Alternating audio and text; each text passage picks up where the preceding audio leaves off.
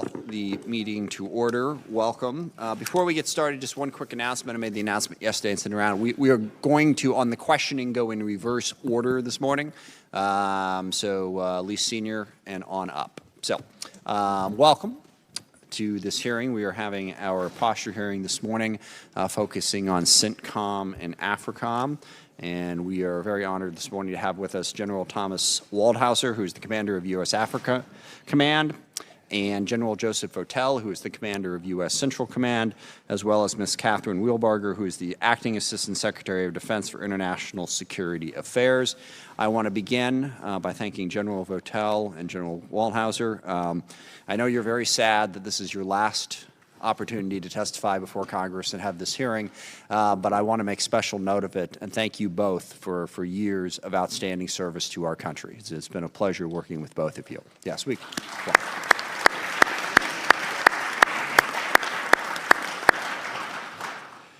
And this morning we are going to hear specifically from you about what is going on in your areas of responsibility, and they are areas where there is a lot going on in terms of our national security concerns. Beginning in Africa, we have a presence throughout that continent, and there are a number of issues we're concerned about.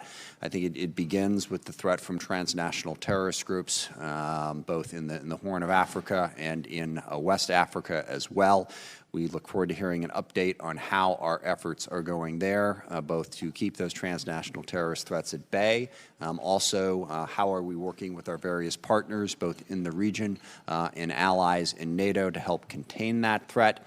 And then the overall issue in that region continues to be stability, particularly in Somalia and Libya, and how are we doing on building sustainable governments in those places so that we can reduce the threat. We are also curious, as we have made the transition from better than a decade of primarily focusing on the transnational terrorist threats to a new era of great power conflict in Russia and China. And Russia and China, I know, are involved throughout Africa, also in various places within the CENTCOM responsibility, so hearing about what they are up to as well will be of concern. In CENTCOM, we continue to have a specific focus on Iraq and Syria, as the caliphate is just about wiped out, but ISIS is still a presence in that region, as are other transnational terrorist threats, and certainly the same is true in Afghanistan. So getting an update on that is our primary concern. Now, as a general rule, we want to try to get to the point where we do not have to have a military presence in as many places in the world as we have. That's my personal objective. We'd like to rely on partners, reduce the necessity of us having troops abroad, but at the same time, we have to make sure that we are meeting our national security objectives and protecting ourselves from that. And the one comment I will make, and I know this is not either of your gentlemen's doing, but we need a consistent policy that our allies can rely on. I think it is problematic when we make dramatic, altering decisions in what seems like the blink of an eye in a presidential tweet. It's not that I don't think we need to get to the point where we reduce our troop presence in Syria and Afghanistan. It's just not something we should do in that ad hoc a manner. It catches our allies off guard and creates problems. I was reading extensively where it has significantly damaged our relationship with President Macron in France. He was caught completely by surprise by our decision that we were going to pull out of Syria.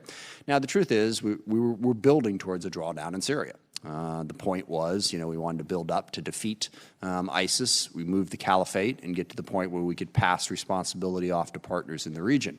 And if we had discussions with our allies and announced those plans in a rational way, I think that would help maintain the strength of our alliances. So we are concerned by the way the policy seems to bounce around from day to day.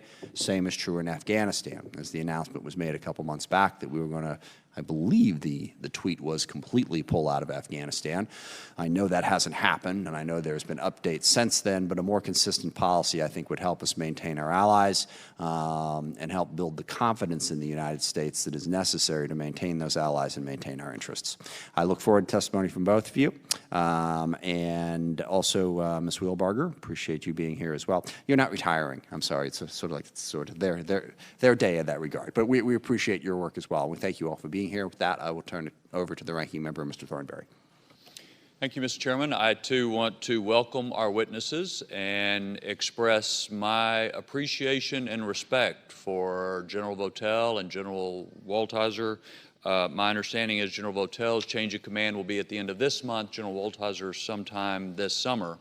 I think it's worth just stopping for a second and reflecting on the significant progress that has been made against certain terrorist networks in recent years.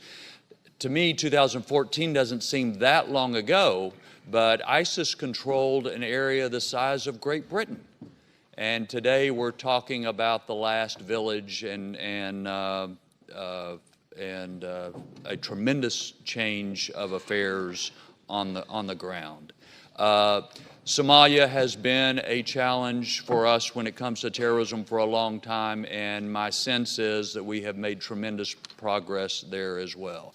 Now, this progress is a result of a lot of folks, including some decisions by this administration to untie the hands of our military to be more effective. But the two gentlemen before us have been at the center of those efforts. In various capacities, SOCOM, CENTCOM, AFRICOM, commands on the ground, and each of them has played a leading role in making this progress, and I think it's important to step back and reflect. Like you, Mr. Chairman, I share the concerns about where we go going forward. We made a lot of progress on terrorists, but they're not gone. As a matter of fact, in some ways, they've spread out and are more difficult to locate. And so we must maintain pressure on terrorist networks, and yet because of the rise in great power competition, our resources have to be spread in a variety of different ways. And while we maintain pressure on terrorist networks in CENTCOM and AFRICOM, there is great power competition going on in both of those regions as well. Which we cannot lose sight of. Many of us have seen that firsthand as we travel to Africa as well as to the Middle East. So there's a lot to talk about. I want to, again, just return to appreciation for not only their service, but the successful results of their leadership in these challenges that we've faced, and I look forward to the conversations to come. Thank you. And we'll begin with Ms. Wheelbarger. Thank you. Chairman Smith, Ranking Member Thornberry, distinguished members of the committee, thank you for inviting me to testify on policy matters related to the United States Central Command. I apologize, but could you pull the microphone Sure. just a little bit closer to your face there? Sure. I'll try to speak up. Terrific. Thank you. Alongside Commanders General Votel and General Waldhauser.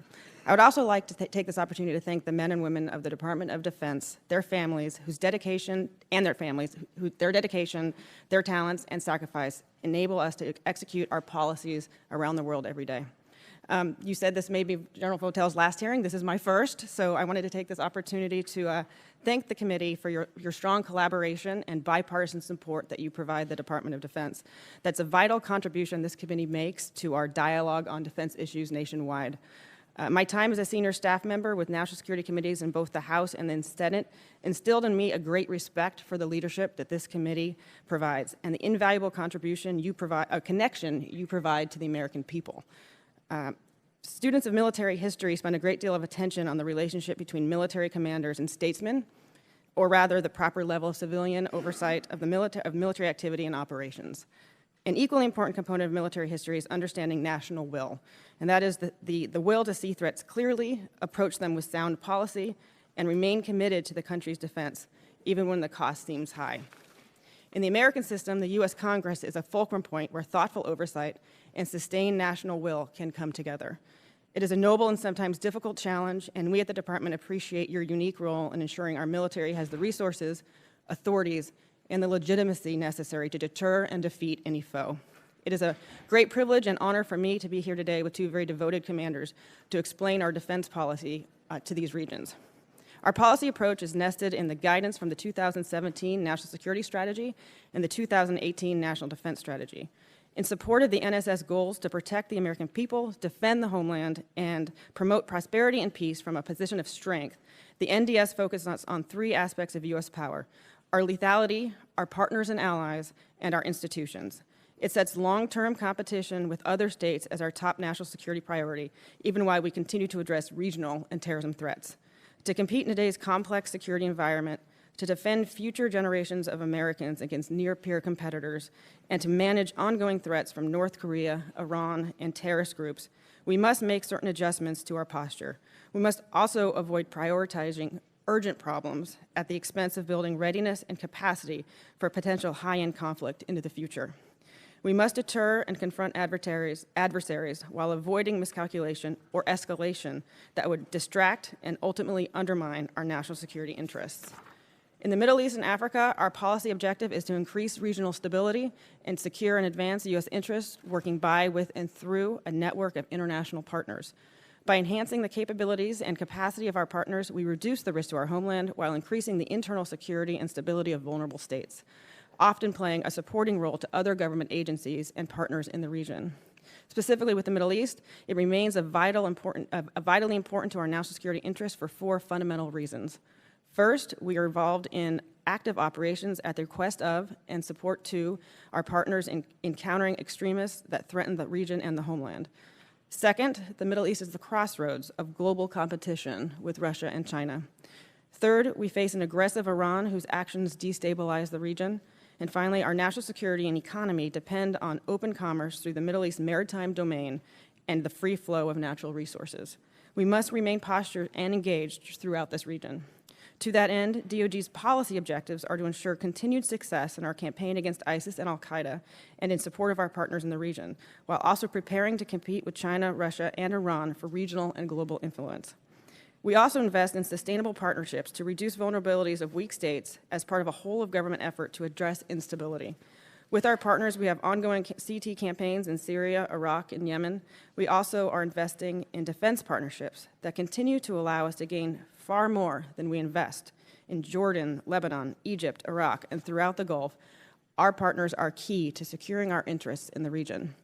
We understand the importance and trust in place upon the Department of Defense for the security of every American, and our commitment to our national security and prosperity in this theater remains strong, even as we address a host of other current and future threats. In Africa, vast, diverse, and dynamic, Africa is a continent of opportunities as well as challenges, with the possibility of surging in either direction. The department must remain engaged in the region to foster positive trends and arrest the negative ones. As outlined in the 2018 DOD Strategy for Africa, the department will continue to pursue African-led security solutions while maintaining the ability to act unilaterally to protect U.S. citizens and interests. As such, DOD supports U.S. whole-of-government efforts to address African security challenges, leverages international partnerships to support U.S. security objectives, maintains strategic access and influence, and seeks low-cost, resource-sustainable, and innovative security solutions. Employing our by, with, and through approach, we use a variety of tools, including capacity-building programs, security assistance, military equipment sales, education, training, and exercises to work closely with African and other international partners to achieve our policy goals. Those goals are to, first, seek to advance U.S. interests and influence in the region and maintain strategic access, which is especially important in an era of increasing near-peer competition. Second, we seek to deny safe haven to terrorists and disrupt their ability to direct or support external operations against the U.S. Third, we seek to support our Department of State and other interagency colleagues by securing U.S. diplomatic posts. Fourth, we strive to grow current partners and develop new relationships. And finally, we seek to enhance African partner capability to achieve our shared objectives into the future. In conclusion, the department is well positioned to address the range of dynamic issues facing the United States in the Middle East and Africa. Our balanced approach helps ensure the department can meet a variety of present and future threats while enhancing the strength and agility of our forces. I thank you for the opportunity to share our views today. Thank you very much. General Votel? Chairman Smith, Ranking Member Thornberry, distinguished members of the committee, good morning and thank you for the opportunity to appear before you today. I'm honored to testify alongside Acting Assistant Secretary Kathryn Wheelbarger and my friend and fellow Minnesotan, General Tom Waldhauser. I come before you today on behalf of the men and women working tirelessly across the Central Command area of responsibility. They are the best, and I'm proud to stand among them as their commander.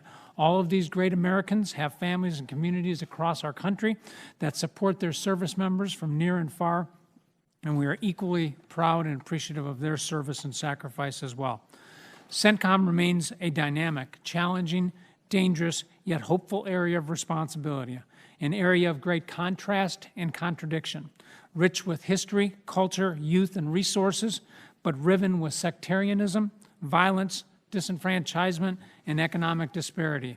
It is an area where we retain vital national interests, preventing attacks on our homeland, countering malign and destabilizing influence, preventing the proliferation of weapons of mass destruction, and ensuring freedom of navigation and commerce through critical international waterways. I'd like to use my time this morning to give you a quick overview of our key ongoing operations and opportunities. In Afghanistan, the President's South Asia strategy is working. The efforts of our Special Representative for Afghan Reconciliation, Ambassador Zal Khalilzad, show there is a path to progress, but there is much left to do to achieve our end state of reconciliation between the government of Afghanistan and the Taliban. Toward this end, our military efforts are focused on supporting the Afghan security forces and providing Ambassador Khalilzad the maximum military pressure and leverage to support his diplomatic efforts to establish a framework that will lead to an Afghan dialogue, a reduction in violence, and ultimately a negotiated settlement. Importantly, we cannot forget that Afghanistan was used as a platform to attack our citizens and homeland in 2001, and we have to ensure this never happens again. Safeguarding this national interest and preventing violent extremist organizations like al-Qaeda and ISIS in the Khorasan from plotting attacks against our country is also a continuing effort for our forces, one that we will need to be prepared to address as long as violent extremists can operate from this region.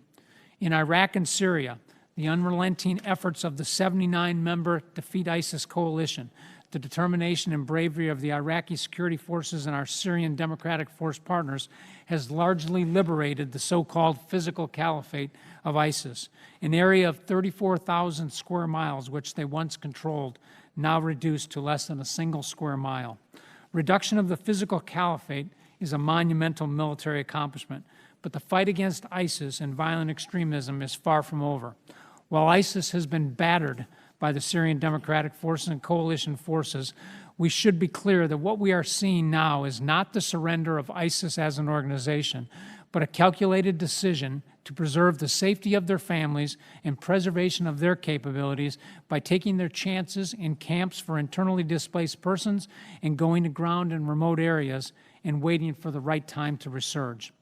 Recent observations by our men and women on the ground highlight that the ISIS population being evacuated from the remaining vestiges of the caliphate largely remain unrepentant, unbroken, and radicalized. We will need to maintain a vigilant offensive against this now widely dispersed and disaggregated organization that includes leaders, fighters, facilitators, resources, and of course their toxic ideology. And the broader international community will need to determine how we deal with the thousands of fighters and family members now being held and safeguarded by the Syrian Democratic Forces. In my view, this is a serious generational problem that, if not handled properly, will sow the seeds of future violent extremism. As the Defeat ISIS campaign in Syria transitions from liberating terrain to enabling local security forces and addressing the ISIS clandestine insurgency, we will continue our deliberate withdrawal of forces and capabilities as directed by the President, but also retain a residual force on the ground to continue our mission and safeguard our interests. These details are being developed now and will emphasize campaign continuity and capitalize on the contributions of our coalition partners. In Yemen, the fragile ceasefire in the port of Hodeidah is a promising, albeit increasingly challenging to implement step, demonstrating some willingness on both sides of the conflict to negotiate and end this humanitarian disaster. Towards this objective, CENTCOM supports the diplomatic efforts and work of the United Nations Special Envoy to facilitate the peace process by providing advice and assistance and serving as an interlocutor through our trusted relationships in the region. We also remain steadfast in reminding the Saudi-led coalition partners of their obligations under the law of armed conflict and ensuring that the fight in Yemen does not spread across the region, sowing more instability and threatening critical infrastructure and U.S. lives and interests. In Yemen, we also face a threat from violent extremist groups.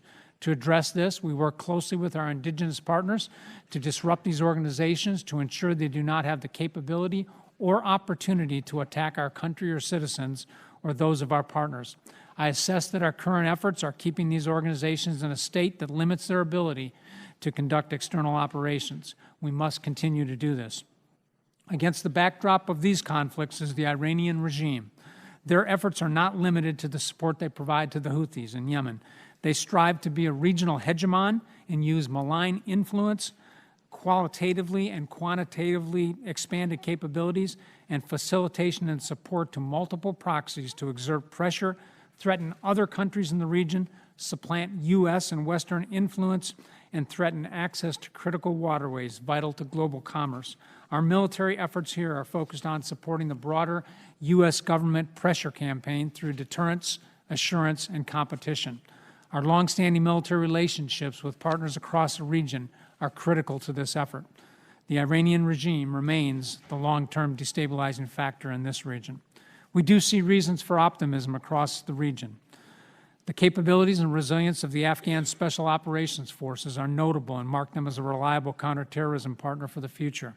The emerging relationships in the Central Asian states look to provide us opportunities in an area long dominated and influenced by Russia and China. An Iraqi security force that has risen from the ashes of 2014 and now proudly and capably protects their country against ISIS resurgence can be a bulwark to future extremism. Egyptian armed forces have more effectively fought ISIS in the Sinai and are now taking active measures to address the underlying issues that give life to these violent extremist groups and are helping to contain the threat. Steadfast partners like Jordan are making the most of the support we provide to maintain their singularly unique role of moderation in the region. A highly innovative and increasingly professional Lebanese armed force is emerging as a legitimate protector of their nation and a good partner to us. And partners across the Gulf join us in countering terrorism, providing security in the maritime environment, and effectively defending against missile threat. And so it goes in the central region today and every day. Great promise and opportunity mixed with contradiction and conflict. Let me conclude my remarks where I started, with our people and their families. They are the best America has to offer, and they continually demonstrate commitment and devotion to our nation, our mission, and to each other. They deserve the best equipment, the best pay, the best health care, and the best housing. Their commitment is surpassed only by the families that support them, and they deserve our best as well. As I conclude my tour in the next few weeks as the commander of U.S. Central Command, I want to thank all of you, members of this committee and your staff, and indeed all of the members of Congress and the staff, for your strong support to our men and women in uniform, our Department of Defense civilians and their families. I ask for your continued support to provide our servicemen and women everything they need to accomplish their missions and lead healthy, fulfilling lives and continuing service to our nation. Thank you again for allowing me to represent CENTCOM before you today. I look forward to your questions. Thank you. General Waldhauser. Chairman Smith, Ranking Member Thornberry, distinguished members of the committee, thank you for the opportunity to update you on the efforts of United States Africa Command. I'm also honored this morning to be here with General Votel and Assistant Secretary Wheelbarger to discuss the challenges we face in our respective areas of responsibility. I would like to begin this morning by remembering the soldier we lost on the continent during operations in Somalia this past year. I offer my sincere condolences to the family of Staff Sergeant Alexander Conrad. We honor his commitment, service, and dedication to duty. We also honor the sacrifice of our African partners who paid the ultimate price advancing peace and development across the African continent. Additionally, we thank our families, our service members, our civilian workforce, especially those who serve on the continent, oftentimes in remote locations, for their professionalism and commitment to AFRICOM's mission. 2019 marks the beginning of AFRICOM's second decade as a combatant command. As we enter this period, we've adapted our strategy for Africa based on updated national guidance, which includes the President's 2017 National Security Strategy and the Secretary of Defense's 2018 National Defense Strategy. Specifically, the National Defense Strategy has shaped the focus of the armed services, outlining broad guidance to enhance readiness for high-end combat while instructing the combatant commands, among other things, to strengthen alliances and attract new partners. The recently released U.S. Strategy Toward Africa, the Department of Defense strategy for Africa and the National Strategy for Counterterrorism refocused our whole-of-government approach in the era of great power competition to advance U.S. influence and maintain strategic access across the globe. Taken comprehensively, the overall U.S. strategic interests in Africa are very clear. Support the U.S. whole-of-government efforts to address security challenges, leverage partnerships to prevent transnational threats from overwhelming African governments or endangering U.S. interests, maintain strategic access and advance American influence, including economic opportunities, counter violent extremist organizations, and protect U.S. citizens and the homeland. To underscore the strategy for disrupting extremists, we remain committed to synchronizing our kinetic authorities. Persistent pressure on al-Shabaab, ISIS, and the al-Qaeda-associated groups remains necessary to prevent the destabilization of African nations. U.S. strategic interests on the continent cannot be solely advanced through the use of military force alone. AFRICOM uses the military tool in concert with diplomacy and development in order to negate the drivers of conflict and create opportunity for the African citizens. In Somalia, we work closely with the ambassador, now permanently located in Mogadishu, and the USAID mission director to help the Somalis assume responsibility for their own security and prosperity. In Libya, our counterterrorism commitment supports the U.S. Chargé, who works closely with the international community to prevent civil conflict and facilitate the political reconciliation process. Additionally, our engagements, exercises, and activities throughout Africa are designed to increase U.S. influence, strengthen local security forces, and ensure our status as the preferred security partner. For example, in East Africa, our programs continue to modernize partner security forces, as in Ethiopia, Kenya, and Uganda, who export security and contribute forces to the African Union mission in Somalia. In North Africa, we have seen significant return on investment with Tunisia and Morocco, demonstrating the capacity to absorb advanced U.S. programs and lead the security-related exercises and operations. AFRICOM provides training, advice, and assistance to the Western African nations, which make up the G5 Sahel Force, as well as to the multinational Joint Task Force working to contain violent extremism and secure the borders within the Lake Chad Basin countries. Our partner networks and influence ensures access for U.S. forces in times of crisis to protect U.S. personnel and facilities, such as in Djibouti, a location with strategic significance to multiple combatant commands. In conclusion, the most important use of the U.S. military tool on the African continent is when our engagements emphasize relationships, capacity building, and professionalism. Our activities go beyond military maneuvers and tactics. They focus on a range of professional values, such as respect for the rule of law, human rights, and the integration of gender perspectives. I am proud to lead a team of professionals who have built strong and trusting relationships with African partners, the U.S. interagency, and the international community to foster security, stability, and prosperity in Africa. On behalf of the service members, civilian employees, and the families of United States Africa Command, thank you for your support, and thank you for the opportunity to be with you here this morning. Thank you all very much. When we get into the questions, this has come up. We try to keep it to 5 minutes. And I apologize to the witnesses. If we hit the 5-minute mark, I'll try and cut you off. If there's a question you haven't answered, sometimes you can submit that for the record. But we try to keep it to 5 minutes, both in terms of the answers and the questions. And with that, we'll start with Ms. Loria. Well, thank you to the witnesses for being here today. And thank you, Ms. Wheelbarger, for mentioning the Middle East maritime domain, because that's what I would like to focus on today. Approximately 5 years ago, the Navy implemented the Optimized Fleet Response Plan, which resulted in more surge capability but less deployed on-station time for our carriers, basically switching from a 24-month cycle to a 36-month cycle. And General Votel, in FY 2019, was your request for carrier strike group presence met?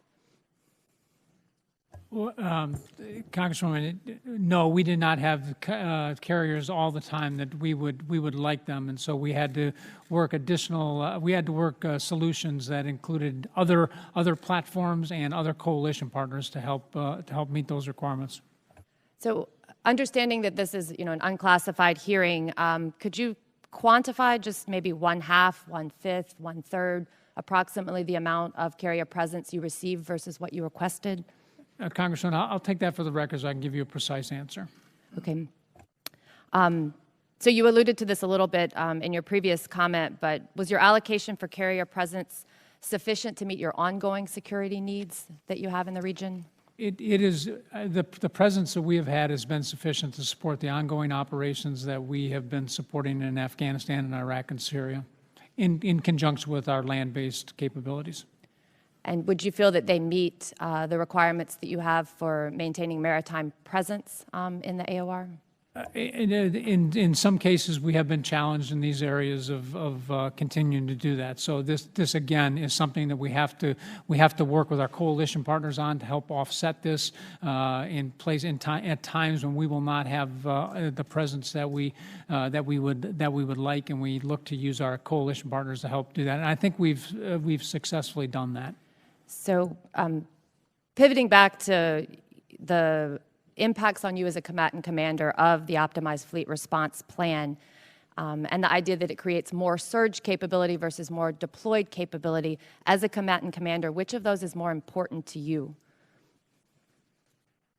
Well, I think certainly in CENTCOM, a key part of our responsibilities is assurance, and we do that through our presence and engagements and other things we do, and deterrence against influences in the region that would pursue malign activity. So those to me are the most important aspects that they provide for us. And of course, directly supporting the freedom of navigation and commerce through the critical choke points that exist in the CENTCOM area of responsibility. So, to leverage on your comments, the surge capability that's being created by the optimized fleet response plan, where the carriers are, for the most part, remaining CONUS, but available on demand, obviously adding a transit time to report to your theater, is limiting some of the capability you might have to respond in a contingency? Well, I think we're early on in the concept right now. So, I know the department has successfully done this in other combatant commands. I've benefited from some of that capability, residually being able to operate in my area and come down in my area. So, we will look for opportunities. We are looking for opportunities where we can apply that concept as well. So, I think we have a ways to go yet to before we declare that this is not a concept that works. I think we've seen it work in other combatant commands, and we look forward to trying it in CENTCOM as well. Okay. So finally, just to wrap up, do you feel confident in your ability to execute contingency plans, potentially from our adversaries who might become a maritime threat within the region, based off of the limited carrier presence that you've had over the last year? Congresswoman, I do. Thank you. I yield the balance of my time. Mr. Walls. Thank you, Mr. Chairman. Gentlemen, thank you. I especially want to thank your families who truly bear the burden of your service. You love what you do, I know, but they truly have to bear the burden. It's a team effort. So I think broadly what the National Defense Strategy is trying to do, and it's a tough one, is how do we deal with a metastasizing Islamic extremist threat, peer competitors, rogue states, Iran, North Korea, overlaid with $22 trillion in debt. And what strikes me about your AOR is that it really is the cross-section. It's really the confluence of China's One Belt, One Road, of Russia's Middle East, a push into the Middle East, of Iran's hegemony, and of course the heart of the extremist threat. In reading your written testimony, what concerns me a bit, when I want to ask you about specifically as it comes to a couple of the theaters, is just kind of language in there of shifting to being a supporting command, of doing more with less, of doing with less resources, particularly in the AFRICOM AOR. And while of course we do, and this committee needs to help you invest in those near peer or peer, I'd say now, adversaries, I'm very worried of the pendulum swinging too far. and taking our eye off the ball on this extremist threat that is maybe on its back foot, but is absolutely not defeated. In looking at your testimony to the Senate, I think you agree that ISIS and Al-Qaeda, ISIS in particular, may be defeated as a caliphate, but not as a movement. In fact, I'd argue, and tell me if you disagree, that that movement is growing and metastasizing, particularly across North Africa, and absolutely can return to threaten the United States again. So looking at Afghanistan in particular, with half the world's terrorist organizations emanate, and where the 9/11 attacks emanate, and reading recent reporting of a withdrawal based on a 5-year timeline as part of General Miller and Sal Khalilzad's negotiations, I feel like I'm getting transported back to 2009 with President Obama announcing withdrawal timelines. Do you, General Votel, think timelines as part of our strategy is a good idea? And have you been consulted on that timeline? Is that your best military advice? I think, in Congressman, I think most of us would say that these decisions have to be based more on conditions and on specific times. But I am certainly aware of the ongoing discussions here, and have provided my advice. My advice is that any decision to reduce forces in Afghanistan should be done in full consultation with our coalition partners and, of course, the government of Afghanistan. It should pivot off political progress and the reconciliation Do the process. conditions on the ground now merit a withdrawal? And that's both a question for you and for you, Ms. Wheelbarger. Congressman, we've not been directed to withdrawing. There are no orders to withdraw anything. I know But in your advice is, do the conditions merit a withdrawal, a reduction of forces? But whether it's the conditions of the Afghan army, which I would think we would agree is not ready to stand on its own, or the battlefield conditions from a CT perspective? Well, it certainly is a function of the conditions on the ground, but it is also a function of the conditions in the political process as well. And so, as I indicated, as I talked about, my best military advice is that we should make decisions based on the political progress. Sorry, General, just in the interest of time, do the conditions now merit a withdrawal in your advice on 4 years at CENTCOM and on your way out? The political conditions and where we are in the reconciliation right now don't merit that. Okay. General Waldhauser, I only have a few minutes. If I could ask you for the record to submit where we are on an American citizen, Jeff Woodkey, held hostage in Mali, what assets are being dedicated to find him. I think we owe the families that and all American citizens that, where we are. If you could submit that for the record, it would be great. I understand with optimization, you're shifting to a 25% withdrawal in a theater that was already an economy of force, where, again, the Chinese and Russians are increasingly involved and we have a growing extremist threat. What are you not able to do with that reduction? What risk are we taking? First of all, Congressman, on the Woodkey issue, I will submit that, and we can talk about it in closed session. Thank you. Secondly, with regards to optimization, I know we just have a few seconds left to go here, but I just want to emphasize the fact that optimization on the African continent has to do with counterterrorism strategy only. It's a very small niche. And what we've been directed to do and what we've said we will do are two different things. And moreover, we've been directed to do a cut for the first optimization or adjustment or cut for the first 18 months, which takes us out to June of 2020. And I think the number the Pentagon has used was about 10%. So it's difficult to get into numbers because they move around all the time. But if you say that there's 6,000 military people on the continent today, then that number is roughly close. But in the next 18 months, we'll optimize some conventional forces and some special operations forces, primarily in areas where their work is pretty much done, where they have... I'm sorry, the gentleman's time has expired. If you then summarize, we'll move on to Mr. Golden. Thank you. Thank you. Just to follow up a little bit on my colleague's questioning about Afghanistan, General Votel, could you tell us, in your opinion, if there were a negotiated withdrawal of U.S. forces without a Taliban-Afghan peace deal that accompanied it, could the Afghan security forces at this time provide for their own security and maintain a stable government without U.S. forces on the ground or air support on the battlefield? My assessment is the Afghan forces are dependent upon the coalition support that we provide to them. Thank you. This question is for Assistant Secretary Wheelbarger.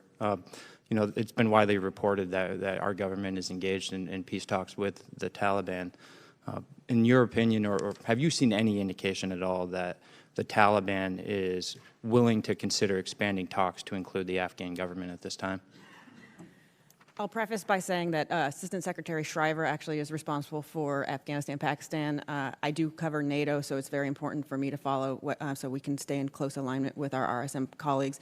All indications I have is that the negotiations are proceeding with in a positive direction. I think we all agree that it's important if we're going to reach the level of agreement where the insurgency is no longer a concern, it's going to have to involve an Afghan-Taliban reconciliation. So to summarize, given the current security situation on the ground, without, let's say, tri-party negotiations and a settled peace deal between the Afghan government and the Taliban to include the United States, we're not on let's say, a roadway to getting to withdrawal. I would have to, again, I would want to defer to my colleagues who cover this specifically, but I do think that we are seeing that this is an opportunity that we have not necessarily seen before, and that we will continue to, the military is poised to continue supporting the efforts of the reconciliation talks. Thank you. Just shifting gears a little bit in General Waldhauser, Semper Fi. Very good to see you, sir. Last year, you testified in front of the Senate Armed Services Committee that climate change was causing some security challenges in Africa and the Sahel. It's been about a year, and I saw some recent reporting with ICRC noting that temperatures are rising about 1.5 times faster than the global average, and I think in this region, we got about 50 million people who depend upon livestock and therefore need land. And I think your comment was that you were seeing grasslands receding on average about a mile per year, which was pretty significant. I just want to give you the opportunity here about a year later to follow up on that testimony and tell us how you perceive the evolving situation in the Sahel, what impact climate change is having on the security situation in the region in regards to competition over scarce resources, and how does this impact the mission of AFRICOM? What kind of steps are you having to take in order to ensure that we don't see conflict? The climate change situation continues. The area between, in the Sahel, between the desert to the north and the savanna in the south, the grasslands, those continue to recede. And this causes problems between the farmers and the herders. And oftentimes governments aren't able to establish control or laws or legislate that particular situation. So consequently, this becomes an opportunity for armed engagement within the various farmer-herder populations. Secondly, so that's on the security side, if you will. Secondly, on the humanitarian side, the issue of food insecurity and displaced personnel is a huge issue which continues. So this climate issue has some security aspects, both kinetically, if you will, as well as humanitarian. Thank you. I yield back my time. Thank you, Mr. Bergman. Thank you, Chairman, and General Waldhauser and General Votel. Thank you for always, during your long and very successful careers, setting the highest standards and being an outstanding example of not only keeping those standards, but raising the bar. As someone who served a few days in uniform myself, I am proud as I look at what kind of leadership the young soldiers, sailors, airmen, Marines, and Coast Guardsmen have today. So thank you for your long service. A little over a decade ago, having had the opportunity to sit in some interesting meetings in places like Fallujah or others, and participating with various entities, tribes who wanted to come and talk to American military leadership. Could you, if you will, describe, I have in the memories in my mind what those meetings were like. Could you describe what security cooperation and coalition building, give a couple examples in your arena, for some of our folks who maybe haven't sat in one of those meetings? Thank you, Congressman. I'll take a shot at that first. You know, we are building an airstrip on a Nigerian compound in Agadez in northern Nigeria. Niger. And one of the first times I went up there, I met with the local population because they were very interested in what was going on. And you have a very, very diverse group of individuals who have different and sometimes overreach in terms of expectations about what we can do with them. And so not only to build the airfield there, we have a significant civil military engagement program so that we work with the schools there to provide desks. We work with the medical people there to provide extra care, and we do things like find children who are lost in the middle of the desert to help that population. So the bottom line is your actions speak louder than words, and sometimes with diverse groups, small things go a long way, and it's important they understand the capabilities and limitations, and their expectations therefore can be met. Thank you. Congressman, I'd add that one of the most successful coalition efforts that we have in CENTCOM is our coalition maritime force that operates in the waters of the Gulf and in some cases outside of the Gulf. And these involve nations in the region, and in fact some nations from outside of the region who contribute people and ships to the combined maritime force and help us conduct operations that are focused on counter-piracy, on combating terrorism, and on providing security in these critical waterways. And in all of these cases, we have 3 subordinate combined maritime forces that operate under our naval commander in the region. These are all led by coalition partners, and these are all deeply valued relationships and missions by our coalition partners, and the authorities and the resources that are provided to us by Congress to maintain these things, I think are being very well used, and it is one of the ways we help make them more resilient, more capable of addressing their own security concerns. So, of many coalition efforts, this is one that stands out in my mind.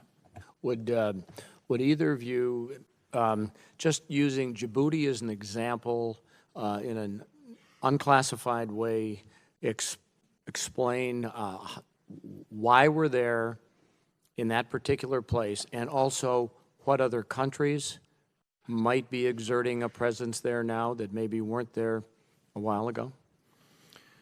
The strategic geography of Djibouti is significant to our national strategies. And although it's in the AFRICOM AOR, because as Djibouti is, various COCOMs, to include CENTCOM, utilize that location. CENTCOM, SOCOM, EUCOM, TRANSCOM. So this is a very strategic location for us.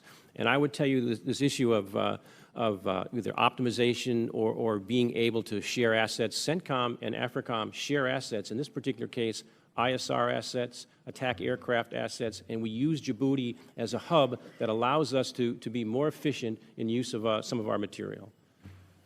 No, I would absolutely agree, and I think it also makes better use of our resources. When we're able to shift resources back and forth across our combatant command boundaries, I think we're making better use of the resources the American people provide to us, and I think we're actually being more effective in terms of it. So locations like Djibouti, I think, are incredibly important to what's going on. Of course, it sits astride the Bab el-Mandeb, one of the 3 critical choke points. We do see the presence of others in the area. Certainly the Chinese have interests here and are steaming in the waters of the Central Command on a regular basis. I hate to cut you off, but I know the chairman is going to say my time has expired. Thank you, Mr. Chairman. Thank you. I appreciate you doing that for me. But thank you, Ms. Holland. Thank you, Chairman, Ranking Member, and thank you all for being here this morning. Really appreciate it, and thank you for your service to our country. I understand that the framework for the negotiations between the U.S. and the Taliban would see Taliban vow to prevent the country from being used as a hub for terrorism in return for a U.S. military withdrawal. While Taliban leaders have recently expressed willingness to acknowledge some fundamental women's rights, I'm deeply concerned that respect for human rights be a core part of the framework for peace. Any negotiated settlement must include respect for human rights and the rights of women in particular. Women's equality is enshrined in the Afghan Constitution, and the women of Afghanistan should have a seat at the negotiating table. General Votel Can you tell me how the framework addresses the rights of women in Afghanistan and how women are being included in the negotiation process, if you can? Thank you, Congresswoman. So I think at this particular point where we are in the ongoing talks is that Ambassador Khalilzad's efforts are really focused on developing a framework that can lead to inter-Afghan discussions. And this involves, I think, overcoming some obstacles that right now are preventing the Taliban from talking to the government of Afghanistan. But again, Ambassador Khalilzad is working through those issues. And then once those inter-Afghan discussions are commenced, then I think we will have the opportunity to address the issues that you are talking about directly. But I am aware, while these are being led by our Department of State colleagues and Ambassador Khalilzad in particular, I am aware that exactly as you state remains key points that we are interested in ensuring are included in the overall discussions and framework. Thank you so much for that. I'd like to turn now to the Afghan women serving in the Afghan National Defense and Security Forces. And if you can answer this question, how many women are currently serving in the Afghan National Army, and how are the challenges in recruitment and retention being addressed? And is that recruitment sustainable? Congresswoman, I'll take that question for the record so I can provide you a precise response. Thank you so much. And this question will go to Assistant Secretary Wheelbarger. Thank you so much for being here. Can you tell me how your office is pursuing the implementation of the United States National Action Plan on Women, Peace, and Security? I don't directly cover that issue, so unfortunately I think I'm going to have to take that for the record, and I'll converse with my colleagues who are responsible for it. Okay, thank you so much. I'd appreciate that, and I yield back my time, Chairman. Thank you, Mr. Mitchell.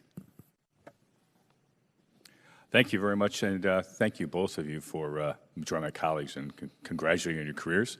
I wish you well in your retirement. Your families deserve some of your time. I'd like to follow up on Mr. Waltz's questions about AFRICOM, if I could. Given the discussions about reducing our footprint there, could you define for me what impact that may have on our counterterrorism effort in Africa, and does that undermine or threaten some of those efforts? First of all, let me just say that with regards to the terrorism effort, for sure, Somalia and Libya will really there's no impact there. There's no optimization. There's really no cutback. We'll maintain our capability and capacity there. And by the way, those are the two countries on the continent where we have authorities to conduct kinetic operations. In other areas on the continent where we were directed to take a look at this, we looked at the locations where we have been training with partner forces for some time, in some cases 5, 6, 7 years. And so, for the most part, those units are prepared and ready to execute on their own, and they have been for quite some time. So that's where we made the cut in our first tranche, if you will. But moreover, we continue to provide intelligence, we'll continue to provide logistics support, and with partners like the French in Western Africa, we have got a great relationship with them and will maintain that partnership. So, as I said, at the moment, we've been directed to conduct Tranche 1, which takes us out to June of 2020. So that's roughly 300 or so people coming off the continent, half of whom are conventional forces. And so at the moment, we don't see a significant issue there. And whether we'll ever be directed to execute the second half is to be determined. And the final point I would make is what we have told the Secretary is that every one of these decisions will be made individually, and if we feel that it's not in our best interest to do so, we will reclame and push back on the plan that's in place at the moment. Let me ask you, it may not be appropriate here, but maybe in closed session, to summarize systemic changes that have been made since the incident that happened in Niger, where we had the 4 soldiers lose their life there. It may not be appropriate here, but I think it's appropriate in terms of some form to get some feedback on that. I'd like it because I'm concerned that reduced footprint puts more people at risk. I was in Landstuhl right before the holidays and spoke with an officer there that's working in intelligence. We can't get it where, but frankly, support for him was a long way away. And I'm concerned, given the size of Africa, that we're not putting resources into that we need to deal with that. I guess it lets me pivot to the next question. Maybe it's more, I think for both you and the Secretary, given the increased engagement of China in particular in Africa, both in terms of their investment and with that almost instantaneously comes to military engagement, do we have enough resources there, both military as well as diplomatic and development resources, to address those concerns? Because I know we deal with counterterrorism, but we have near-peer concerns I think we're overlooking. Well, I'll start by saying that we definitely see that China's influence in Africa as a key priority for us. And our efforts are multilateral in the sense of we look at all of our activities on the DOD side, whether it be exercises, training missions, military. Let me interrupt you. I apologize, but he'll be a tough guy on time. The question I have for both of you is, do we have enough resources, both in terms of military, development, and diplomacy, to address the threats we have in Africa, from not just terrorism, but from our near-peer adversaries? That's what I'd like to address. Do we have them? What do we do to get them? I think particularly on the development and the commercial side, where China has a much more focused capability to bring resources to bear, we are challenged to keep up. And we could, particularly on the non-military side of our government efforts, we should be seeking, and I know the interagency is very focused on finding ways to compete in the private commercial sphere in particular. What do you think, General? Very quickly, on the Niger thing, we can talk in closed session, but the bottom line is we've instituted practices and procedures that negate some of the issues that have taken place there in the past, as you referred to. With regards to the Chinese and what's important for AFRICOM, in the Defense Department's strategy on China, it specifically states in there that we can expect to get no more resources and maybe less. So that's fine. That's the umbrella. That's the intent. So my point would be is that we have 6,000 or so conventional forces plus special operations forces on the continent today. We need to maintain that threshold force in order to accomplish what you just described. Do you believe that's sufficient? It's adequate. Thank you very much. I appreciate it. I yield back my time. They would have to have a dictionary definition between what's the difference between sufficient and adequate. I'll let you guys discuss that later. Ms. Escobar. Good morning. Thank you, Mr. Chair, and thanks to our panel. Thanks especially General Votel and General Waldhauser for your service. Please thank the men and women who serve with you for their service as well on our behalf. I am especially concerned about something that the chairman mentioned in his opening statements about how our posture meets the threats, and obviously all of us here are interested and concerned about that, and what risks exactly, as he said, we are willing to accept. And to the question that just came before me and to the definition of adequate, I'd like to expand a little bit on that. At what point does it become inadequate, and what are the risks that we will have to accept if we don't move out of the adequate phase? Congresswoman, one of the challenges we have on the African continent is trying to accurately characterize the threat that we're up against. So, for example, in optimization, one of the reasons why the department gave us the optimization task is because the threats that we are working against aren't necessarily a threat to the homeland and may not be a threat to the region overall. Because many of these groups, you have the intersection of jihadist philosophy with crime, historical influence, criminal activity, shipping of weapons, drugs, people, cattle, and so forth. So because these groups may hang out a shingle and say we're with ISIS today, they may or may not have the intent or capability to attack outside their particular part of the country. So that's one of the challenges that we have. And so to come more in compliance with the National Defense Strategy, to get more in line for depth to dwell time, if you look at some of the threats on the African continent, sometimes, even though they may call themselves Al-Qaeda or ISIS, sometimes it's difficult to say they are a threat to the homeland. Well, and last year the Pentagon announced a reduction in forces to the AFRICOM region by 10%, obviously over time. But what will that reduction mean? So again, I want to emphasize that 10% reduction is in the counterterrorism forces only. And so the conventional forces that are on the continent every day, right now, conducting, for example, we have a ship in port in Algeria today. We have numerous small engagements across the continent. We have exercises that are ongoing that are conducted by our Army, Navy, Air Force, and Marine Corps components. We need to make sure those things maintain. We need to make sure we have threshold force for that. And then as we continue to observe and watch the threat from these counterterrorism groups, if we believe they're at a point where they've grown and their intent is perhaps more along threats to the United States, then we have to go back and ask for that. So in sum, I want to make sure that when the line that we're walking away from the continent or we're leaving the continent, you have to remember that the task we were given was counterterrorism forces only. We've tried to take forces that have been involved in working with units that have been trained for quite some time, and that their threat to the homeland is questionable at best. Thank you. Now, despite opening up a military base in Djibouti, some analysts say that China does not intend to grow its military presence in Africa, but rather use telecommunications, infrastructure projects, and trade as their primary tools of influence on the continent. How will these avenues of influence change our ability to work with African partners? Well, there's no doubt about the fact that in AFRICOM, we're the only place really on the planet where China has an overseas base, in Djibouti, as we've discussed. And we've talked about why that location is important for us and the challenges that it brings to AFRICOM, and as well as the other combatant commanders. One of our key tasks is to maintain influence and gain influence vis-a-vis the Chinese. And so we want to make sure we're the partner of choice.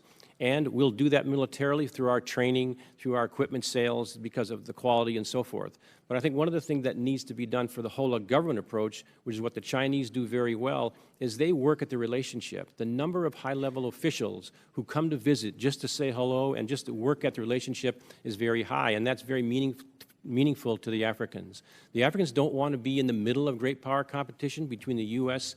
and China. They want to be our partner of choice. But but they'll make decisions in their own best interest at times. But I think one of the things we have to do from a whole of government approach is, if we want to be the partner of choice, we've got to work at the relationship with high-level visits and engagements. Thank you so much, General, for your testimony today, and I'm so glad that I had the opportunity to meet you. I know this is your final hearing, and so I feel very fortunate. Thank you for your service. Thank you. Ms. Cheney. Thank you, Mr. Chairman. Thank you all very much for being here today. Mr. Chairman, I'd like to enter for the record a piece by Tom Jocelyn and Bill Roggio, The Costs of Withdrawal from Afghanistan, from Without December objection, 22nd. so ordered. Also, Al-Qaeda continues to view Afghanistan as a safe haven, by the same authors from the Long War Journal. And a third piece by Ambassador Ryan Crocker, I was ambassador to Afghanistan, and this deal is a surrender. Without objection, so ordered. Thank you very much. General Votel, I appreciate your determination and your commitment in your testimony and today to talking about how important it is that we be guided by conditions on the ground. But I have to say, when I look at the situation in Afghanistan and the policy that I'm afraid we're pursuing now here, it looks like we're aggressively setting those conditions aside, aggressively ignoring the conditions on the ground. In particular, the discussions that are underway that both you and Assistant Secretary Wheelbarger have referenced that Ambassador Khalilzad is leading. I think you mentioned them as a path to progress, and then Assistant Secretary Wheelbarger said that they were going in a positive direction.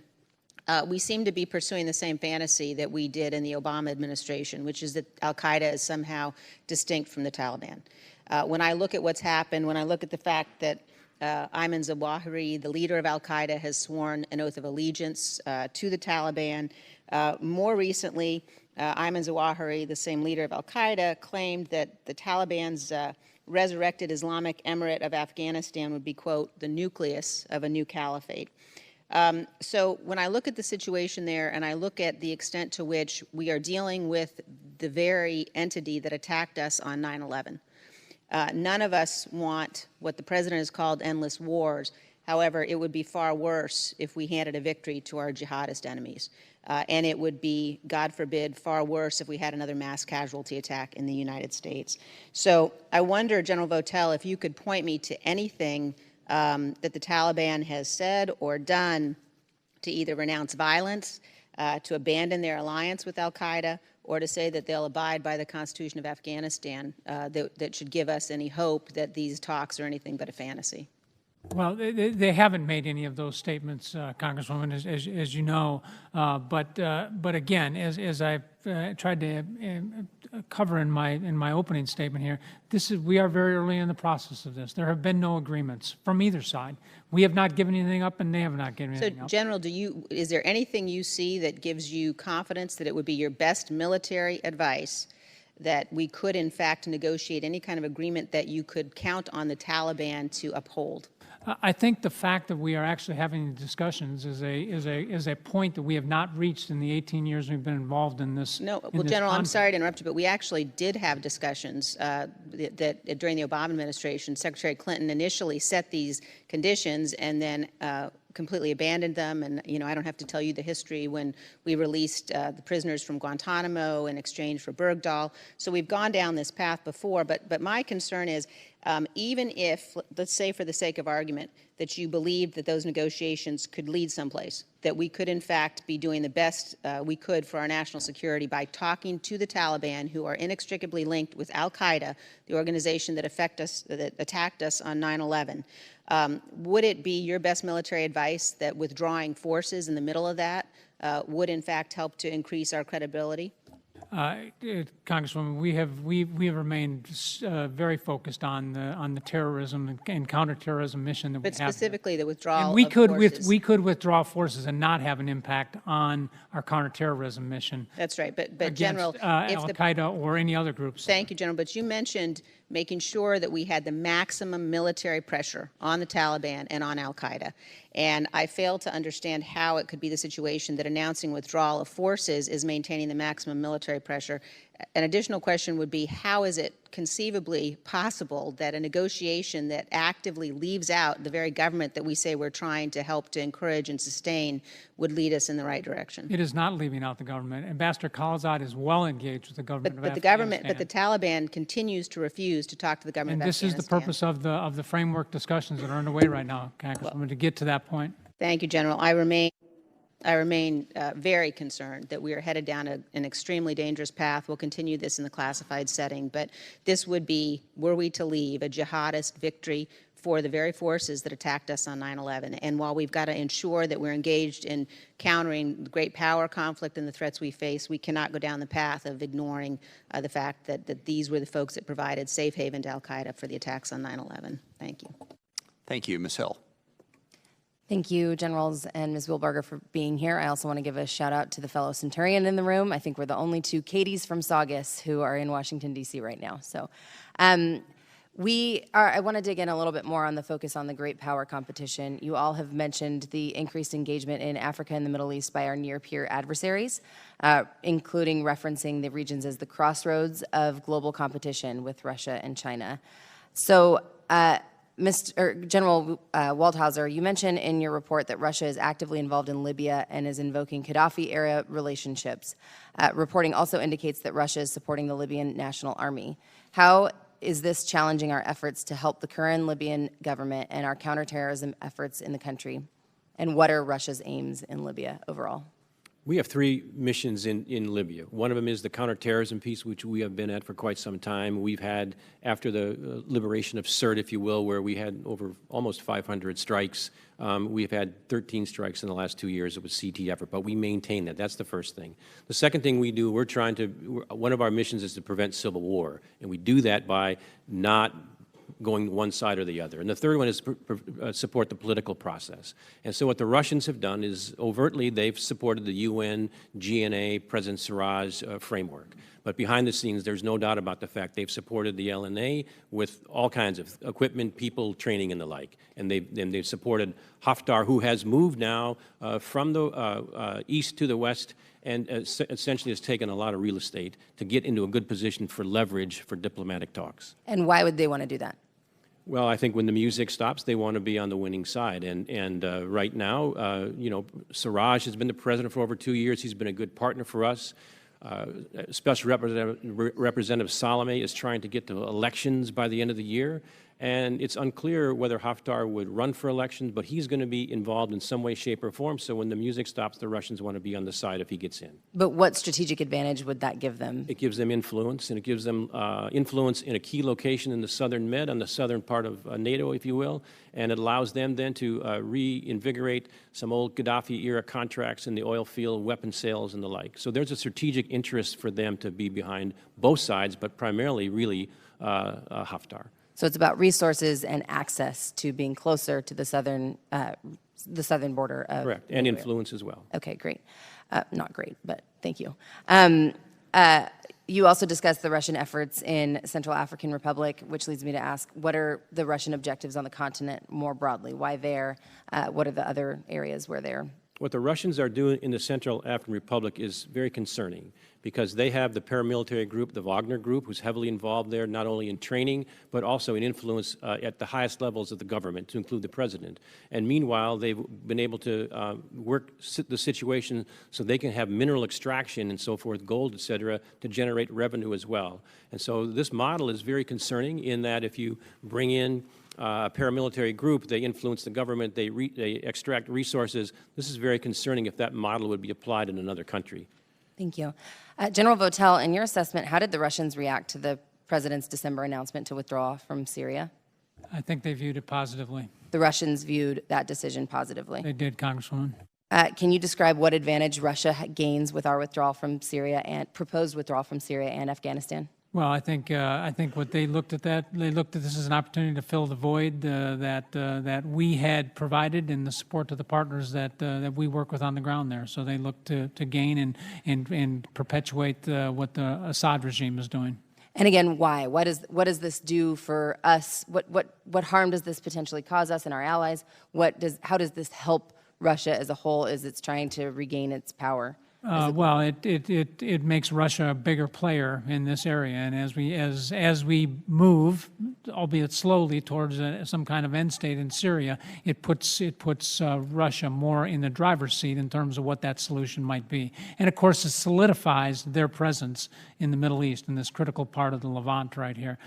So I think that is an important objective of theirs. So to put it very bluntly, the president's proposals directly allow Russia to gain more influence in the Middle East, potentially endangering us and our allies? No, I don't think that's what I said. I said our withdrawal from there gave them the opportunity to fill the void. Obviously, things that would come after that would increase their influence in pursuing some kind of political settlement. But it would certainly give them the ability to be in a better position. So, again, the proposal to withdraw troops from Syria and Afghanistan provides an opportunity for Russia to gain additional power and to potentially grow as a global threat. General, time has expired. Thank you. You're going back and forth. I do want to ask one quick follow-up on that. As of right now, is there any specific plan on the withdrawal? And you can tell me what's classified and what's not. A timeline. I know the president announced it in a tweet, as I said in my opening remarks. I don't think that's a particularly wise way to set a policy. And then we sort of set the policy after he tweeted.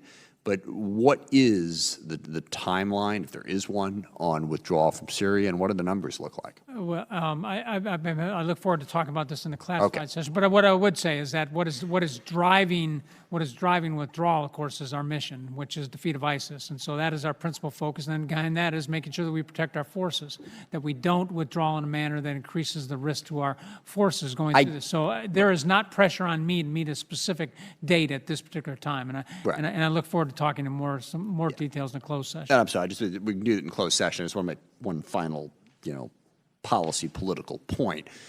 What seems to be driving the withdrawal is the president's split-second decision to send out a tweet saying we're going to get out of Syria.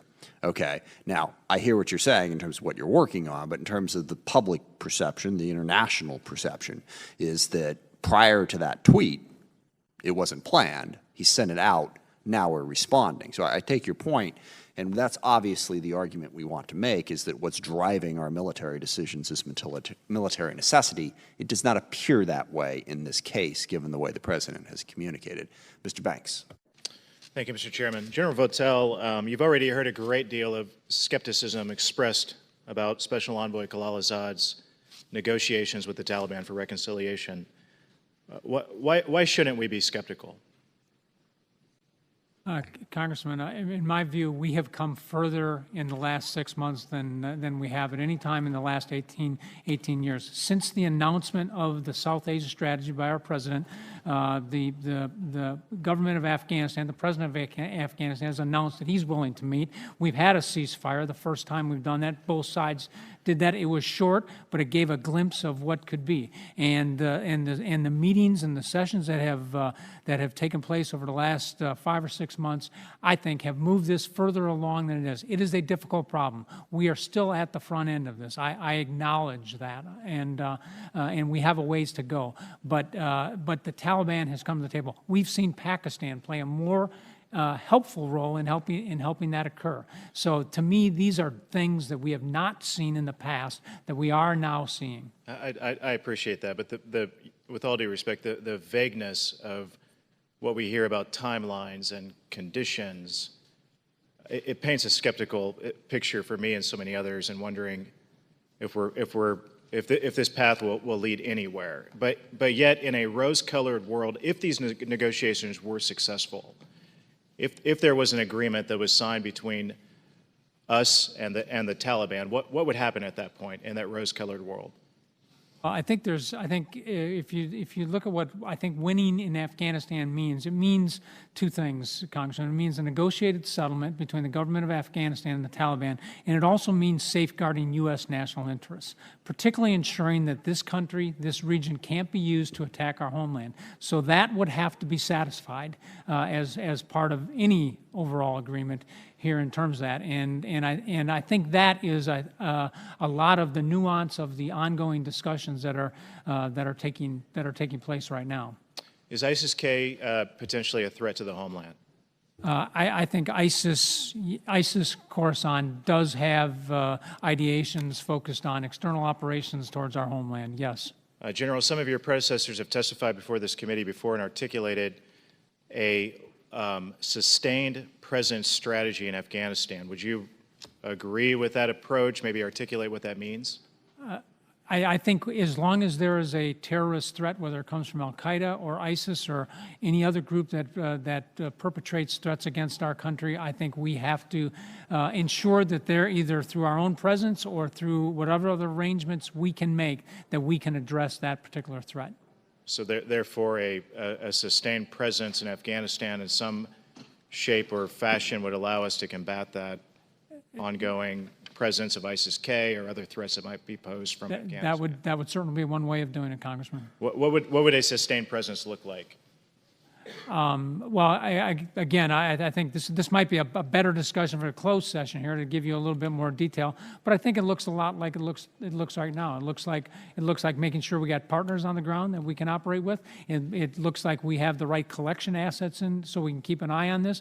And it means that we have the right unique capabilities from a U.S. standpoint to address this particular and keep the pressure on this network like we have been doing. General, when should the American people and members of this committee expect a better defined idea of the timeline of these negotiations between Special Envoy Khalilzad and the Taliban? I think I would have to refer you to the Department of State on that, since that's who Ambassador Khalilzad works for, and they would probably be better to provide some type of timeline, if there is one. So no reasonable expectation of when that timeline would be? Congressman, it's underway right now. I mean, it is proceeding, and it is a complex environment. And in my estimation, I think Ambassador Khalilzad is doing the very best that he can to move this forward. And our job, my job as a CENTCOM commander, is to make sure he has the military support to move forward on that objective. Our end state here is reconciliation. That is the end state of the President's South Asia strategy, and that's what we're focused on. So the whole of our efforts is supporting Ambassador Khalilzad. Yeah, I appreciate that. I had hoped today that I could eliminate some of my skepticism, but the vagueness of the nature of these negotiations and what I've heard today leave me even more skeptical than before. I'm not sure that Special Envoy Khalilzad's best that he can do is good enough. With that, I'll yield back. Thank you. Thanks to our witnesses. I certainly know, Ms. Wheelbarger, exactly how it feels to be exactly in your shoes. And to both generals, I've really enjoyed my time working with you. And General Votel, since you're so short, I think it's worth noting you are one of the most creative, out-of-the-box thinkers we have in our senior leadership. Your career defines what it means to fight in the post-9/11 world. And I think the American public will probably never know what you did to help us protect ourselves from terrorist threats. So I thank you for everything you've done. And I'd be remiss if I didn't take advantage of this opportunity with you, with just 3 weeks left, to ask you kind of some bigger picture questions on how the U.S. fights in the post-9/11 era. The theory of the case for me is that we cannot fight global threats without a global coalition, that without partners and allies, our ability to protect ourselves is at least diminished, at best diminished, and at worst leaves us less safe. So can you just walk me through what you believe happens if allies and partners are not providing support to us in these global fights in your region? Thank you, Congresswoman. So very clearly, we are very dependent upon our coalition partners, not just for basing and access in the region, but certainly for the additional capabilities that they take. We bring a lot. The United States brings a lot to these operations, but we don't bring everything. And so many of the unique capabilities that we rely on in these coalitions do come from our coalition partners, whether it's medical, whether it's sustainment, whether it's training, whether it is advising.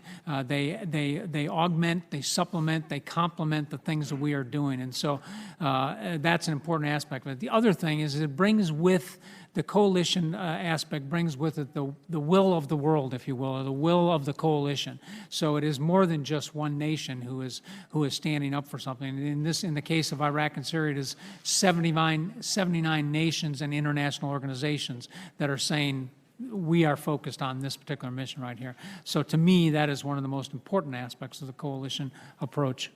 So many of the members of this committee went on a bipartisan congressional delegation to the Munich Security Conference. We heard in real time from our allies their deep, deep concern with the way that the U.S. and the administration was handling informing them about our plans in the world, particularly, as was referenced, the tweet to get out of Syria when many of them are fighting with us in Syria.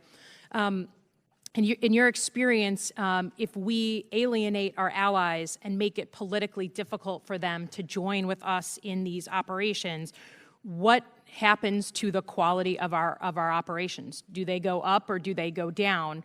And kind of, I know General Mattis was really clear about this in his final letter, but if you could just talk to us about, the quality of our operations if these partners and allies just say no to joining with us. Well, Congresswoman, I think it certainly makes it more difficult to pursue some of these missions without the partnerships that we depend on out here. And as I've already mentioned, we lose capabilities, we lose some of the sustainment that comes along with our operations there. So I think it makes it much more difficult doing these things without partners. Mm-hmm. We were, a number of us wrote a letter, a bipartisan letter to the president asking that he reconsider his decision to fully pull out of Syria. A number of us are very happy to see that a small force is going to be remaining there. We all take note when you say that ISIS, while the caliphate has certainly been depleted, that ISIS has largely gone to ground, that they have not had a change of heart in how they feel. Tell me, if you could, in an unclassified setting, what you believe the likelihood is that we will, with the small force that we have staying behind, ability to keep them suppressed, at least from returning at least a piece of that caliphate. I am confident in this, and I think we have to look at the force not just as U.S. forces that retain on the ground, but other coalition forces. We need to look at our Syrian Democratic Force partners that number 60,000, and then we need to look at our over-the-horizon capabilities that we can bring to bear. And as we go through the planning of this, we are looking at all of those capabilities. And so, as I mentioned, this is ongoing right now. But I think by looking at all those different pools of forces and capabilities that we will have we will have the capabilities we need to do the mission we've been asked to do. Thank you. And to both generals, congratulations on your retirement. Well earned, and thank you for your service. Thank you, Mr. Gates. Thank you, Mr. Chairman. General Waldhauser, I have a number of constituents who contribute to the Train and Equip mission in Africa. Can you share with us the circumstances where we've been most successful at moving the needle of the capabilities of our partner nations, and then where are there places where we haven't made as many strides as we would have hoped? Well, I think one example that I always use is in Tunisia, where the whole revolution began and so forth. And over the past few years, they have done a tremendous job to essentially restructure their entire military towards a threat that's relevant to them. And they've been a willing partner. They've been able to absorb a lot of institutional level guidance and training. So they've been a success story as well. And I think in other places, in even like Cameroon, for example, with the challenges there with the Anglophone region and the like, the Beer Force has been a good counterterrorism partner, and they have progressed to the point where they are operating on their own and so forth. And I would just mention that as part of that, you know, the whole law of war, the whole battlefield ethics piece, that's always a part of the training and equipping that we do. And so we have programs across the continent, these 333 programs where we'll put equipment in the various countries, you know, whether it's Djibouti or Somalia or Burkina Faso. These are very, very important to us. So those are a couple of examples where we've had success. And where have we not met our expectations regarding capabilities of partner nations? Well, without singling out specific nations, I think the point is that when we embark on these engagements, we have to make sure we understand what the country can absorb, and we can't do things or expect things if they don't have the institutional capacity to deal with a logistical train, to deal with sourcing and so forth. Should I make much of the fact that you didn't identify many Central African nations among the successes? Well, the Central African nations that we work with, to a large degree, our train, advise, assist, and equip piece is probably not as robust in other places. I mean, the countries that we deal with, to a large degree, have the terrorism threat, because one of the key things is to fight that threat over there and keep it over there. And our engagements with other countries, we take our cues from State Department, too. If there's issues in terms of law of war violations or governmental problems, we sometimes take our cues from State Department with regards to how much we engage. It's very illuminating. General Votel, is Yemen a failed state? Yes, I do consider Yemen a failed state. Thanks. I'll yield the remaining time to General Bacon. And I appreciate the leadership in your careers. Congratulations on your retirement, and thanks to all three of you being here today. I just want to add my skepticism as well on our negotiations with the Taliban. You know, they continue to be closely aligned with ISIS, Al-Qaeda. They've continue to murder thousands of people in Afghanistan. And I think it looks terrible when we're negotiating with them without the government of Afghanistan. So I just wanted to publicly state that. In Syria, what are we going to do with the 800 or so detainees I've been hearing about that are from ISIS? General Votel. Well, this is a matter for our Department of State and Department of Justice to work with international partners. As the President has said, they need to go back to their nations where they can be properly prosecuted right here. The Syrian Democratic Forces are performing a service for the world by holding these foreign terrorist fighters right now, and they need to go home. Where they can be dealt with properly. So that is the principal mechanism that we are pursuing right now. Yeah, it would be a terrible development if they get released in one way or the other way. Obviously, it'd be a threat to us and Europe and beyond. In Yemen, are we still seeing evidence of Iran arming the Houthi rebels? Absolutely, Congressman. And when was the last time we saw Scud missile launches or any other kind of ballistic missile launch into Saudi Arabia? Because I think that's not being widely reported that was going on, and that's been part of the reason the Saudis are taking actions the way they have. We've seen a decrease in ballistic missile launches, and there's some reasons for that we can talk about in the closed session. But we've have seen an increase in unmanned aerial systems, and again, this at the hand of Iran providing these advanced capabilities to the Houthi rebels. You know, in our political debate on how to support Saudi Arabia, whether to or whether or not, that is just a forgotten part of what is going on with Iran, helping the rebels, and how they're also attacking the Saudis. And one last question to General Votel. Are we having any success or progress with Pakistan in the safe havens they're providing the Taliban? We have had, as I mentioned a little bit earlier, we have had success with Pakistan. They've been more helpful in terms of bringing the Taliban to the table. As we have requested them, we have seen instances where they have taken action against the safe haven areas. Clearly, there is more they can do, and we have encouraged them to continue to do that, but we have seen some positive indications. Thank you, and I thank my friend for yielding, and I yield back. Thank you. Ms. Torres-Small. Thank you, Mr. Chair, and thank you, General Votel and General Waldhauser, so much for your service. Thank you as well, Assistant Secretary Wheelbarger. I specifically appreciate your discussion about coalition building, and Congresswoman Slotkin as well as Congressman Bergman both recognize that need as well. And we also had some discussion about China and their impact on Africa and how that affects potential coalition building. So we've seen China open up the military base in Djibouti, but it appears, and some analysts think, that they're increasing their focus more so on the telecommunications, the infrastructure, and the trade.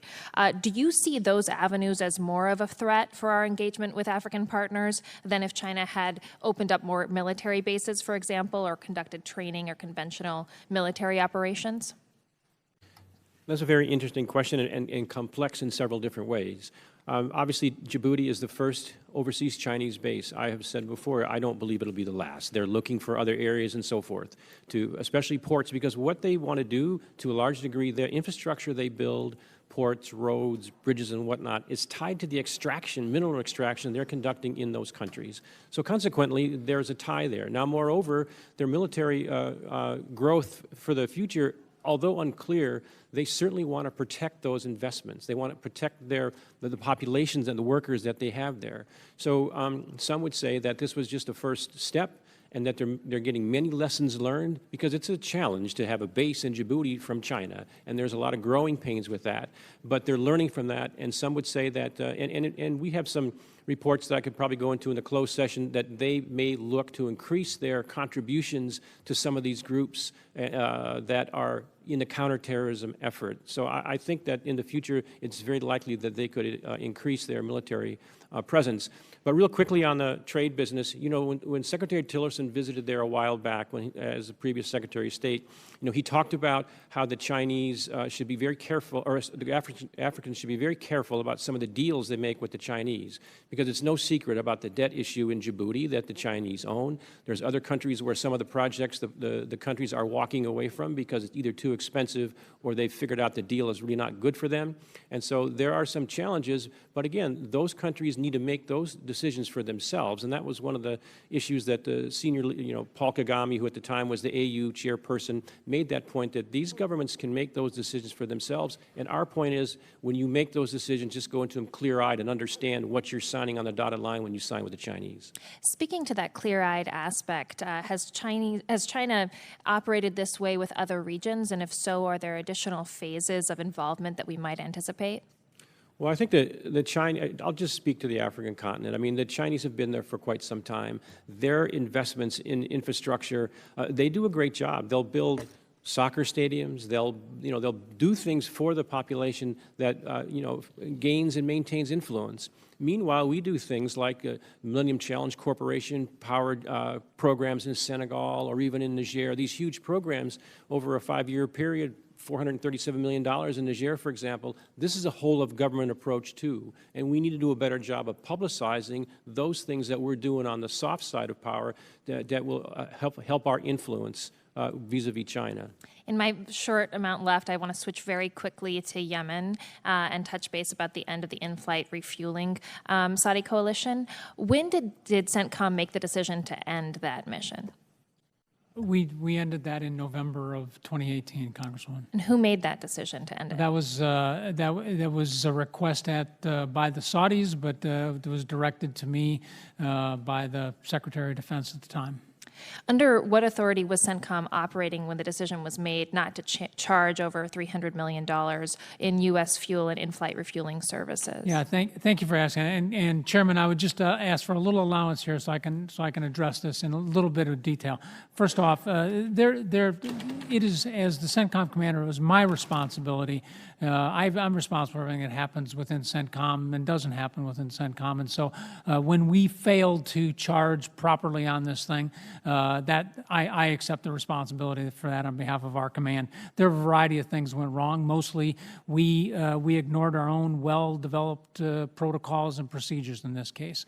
We identified those problems that we began identifying that last fall and put together a team, cross-agency team, to make sure that we understood what was happening and that we could, we worked through the issue, identified what the costs were, and then delivered those to the appropriate countries. And we will receive full and proper reimbursement for that. It's a mark of great leader to take responsibility. I deeply appreciate that. Thank you. Mr. Gallagher. Thank you, Mr. Chairman. I'd like to pull the string on a previous line of questioning.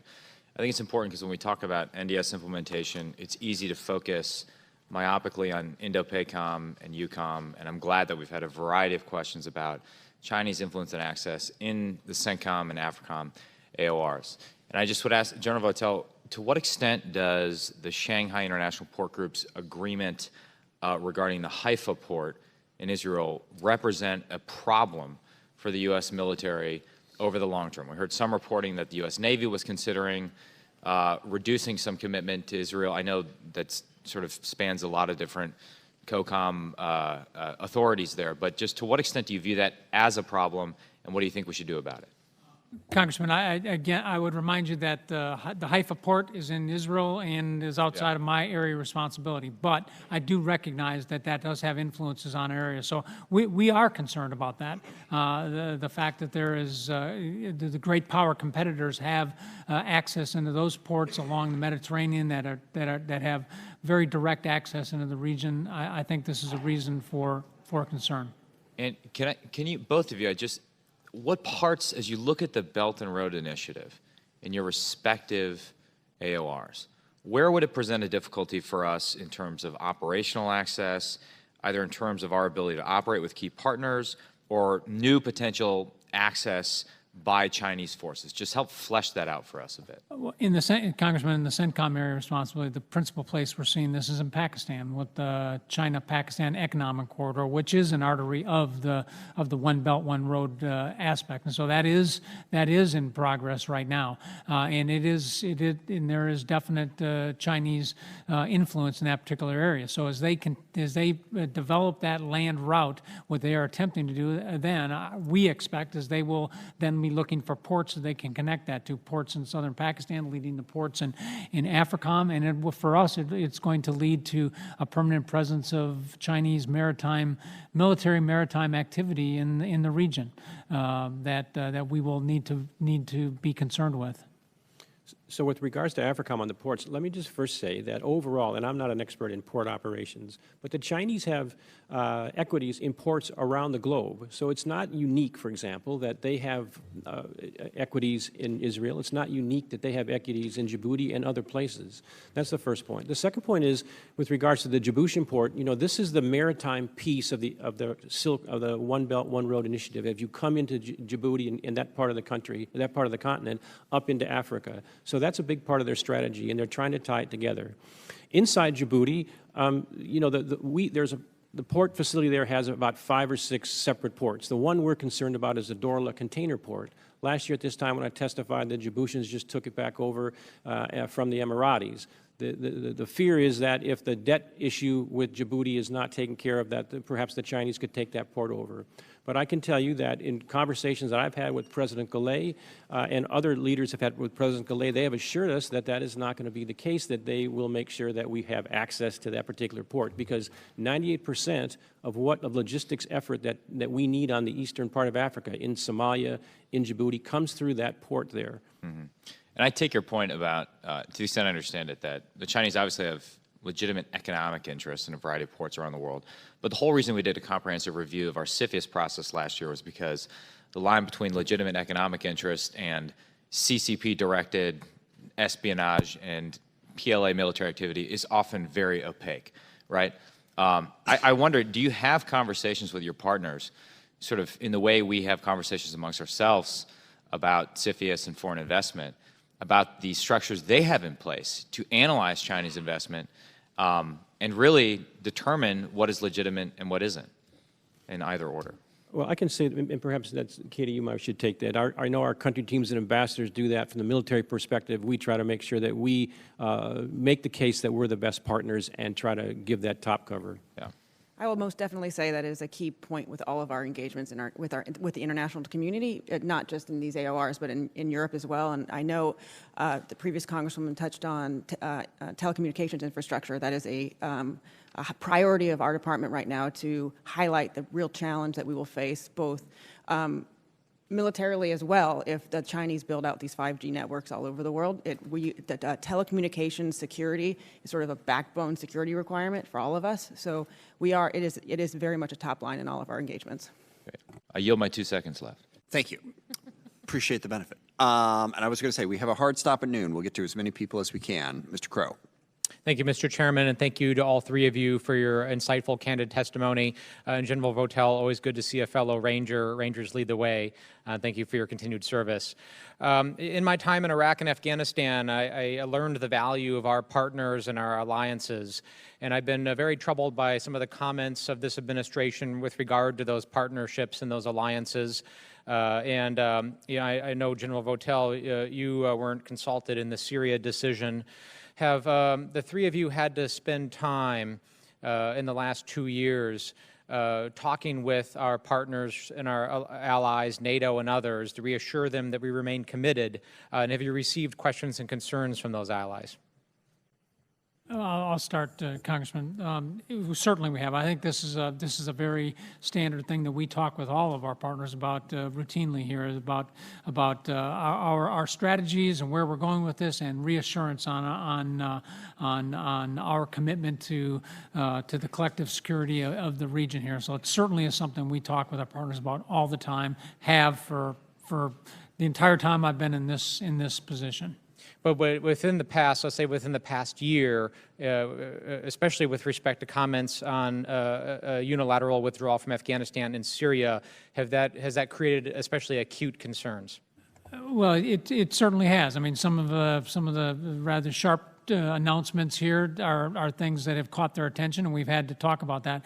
But again, this is something that we have routinely talked about. As I came into this position in 2016, a big topic was JCPOA and our decision to enter into that, and so that was a big discussion point with all the partners in the region. Many who did not agree with that decision, and so we had almost the opposite situation in that particular case. So I think this is something we always have to talk to our partners about. Very briefly, I would just say that this is a conversation we always have and we will always continue to have, because the bottom line is it's important to have a good working relationship, mill-to-mill relationship, because if for whatever reason the political relationship goes off tracks or hits a bump in the road, if you have a strong mill-to-mill relationship, if you have a good partnership, that will carry the day, and that's where we try to come at it with from the military side. In particular, with respect to on the political side or the policymaking side, the coalition, particularly the 79-strong de-ISIS coalition, is a huge value, as the General said, to sort of the moral authority of the global campaign or the global effort to address a global threat. I think in the days and weeks after certain decisions, yes, we obviously keep up the level of transparency as much as possible.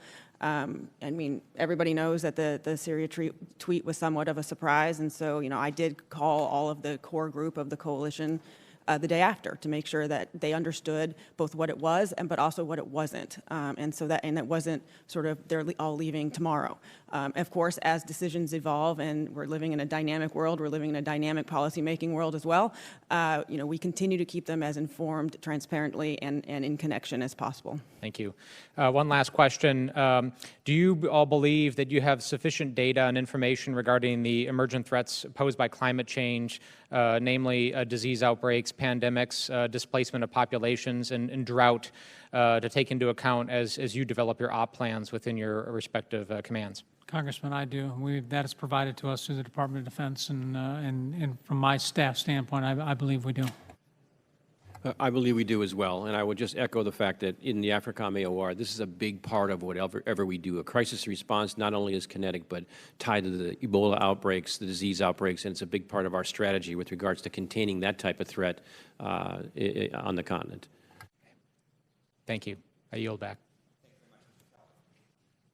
Thank you, Mr. Chairman. First of all, I just don't think I can go and let people say things without responding. First of all, our failure to respond in Syria in 2013 left the void, which the Russians quickly filled where they had not been before, but because we had no action whatsoever for a long period of time, even a delayed reaction after they gassed the government gassed their own people. That is part of the reason that we have Russian influence in Syria now, not just the tweets of recent days.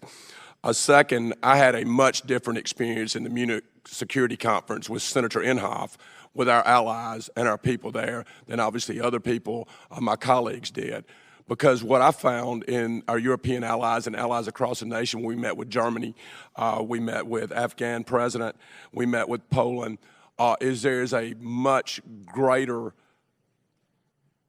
participation in meeting their 2% GDP requirements as to their militaries across Europe, which means we have partners who are actually contributing rather than talking. And so I think that's very important to point out. We also went to Africa and met with President Kagame, with Prime Minister Dr. Abiy in Ethiopia. I think those relationships with Senator Inhofe and us as members of Congress can be sustained long term. He's been doing it for over 25 years, but I think many times they're much more valuable even than those with states sometime, as well as the mill-to-mill relationships. All that being said, I guess now I'm going to try to get to a question. First of all, General Votel, thank you for your leadership of my 155th BCT, my old brigade in Operation Spartan Shield, and my 184th ESC, which are currently deployed and doing the logistics missions over there. General Votel and General Waldhauser, after I answer this question, I want you to respond what we can do better with the state partnership program in Africa. But Mississippi has a state partnership with Uzbekistan. We have made great strides there. As a matter of fact, almost every time I go, I meet with the president of Uzbekistan and all of their cabinet. General Votel, how valuable are those in the negotiations when we're talking about negotiating with the Taliban or logistics contract? How valuable is that state partnership program? Across the region, Congressman, the state partnership program is a diamond for us, frankly, and it is highly sought after by partners across the region. It augments, it not only augments the things that we do with the active forces and the other rotational forces, as you highlighted, that come into the region, but more importantly, it provides a long-term, sustained relationship with these countries. As you've experienced in Uzbekistan, I know we recently had the Minister of Defense visit your state for an exercise here. Thank you for hosting him. We cannot replace these types of relationships. This is absolutely vital to the things we're doing. And General Waldhauser, I think there's some opportunities in Africa to sustain long-term relationships. And do we have good partnership programs, or is there opportunity there? Congressman, I could take the rest of the time and really the rest of the day up until noon and beyond to talk about the value of these programs. And let me just give you one quick example. We have 13 state partnership programs on the continent, and we appreciate the funding that comes from them, and we certainly would ask for more there.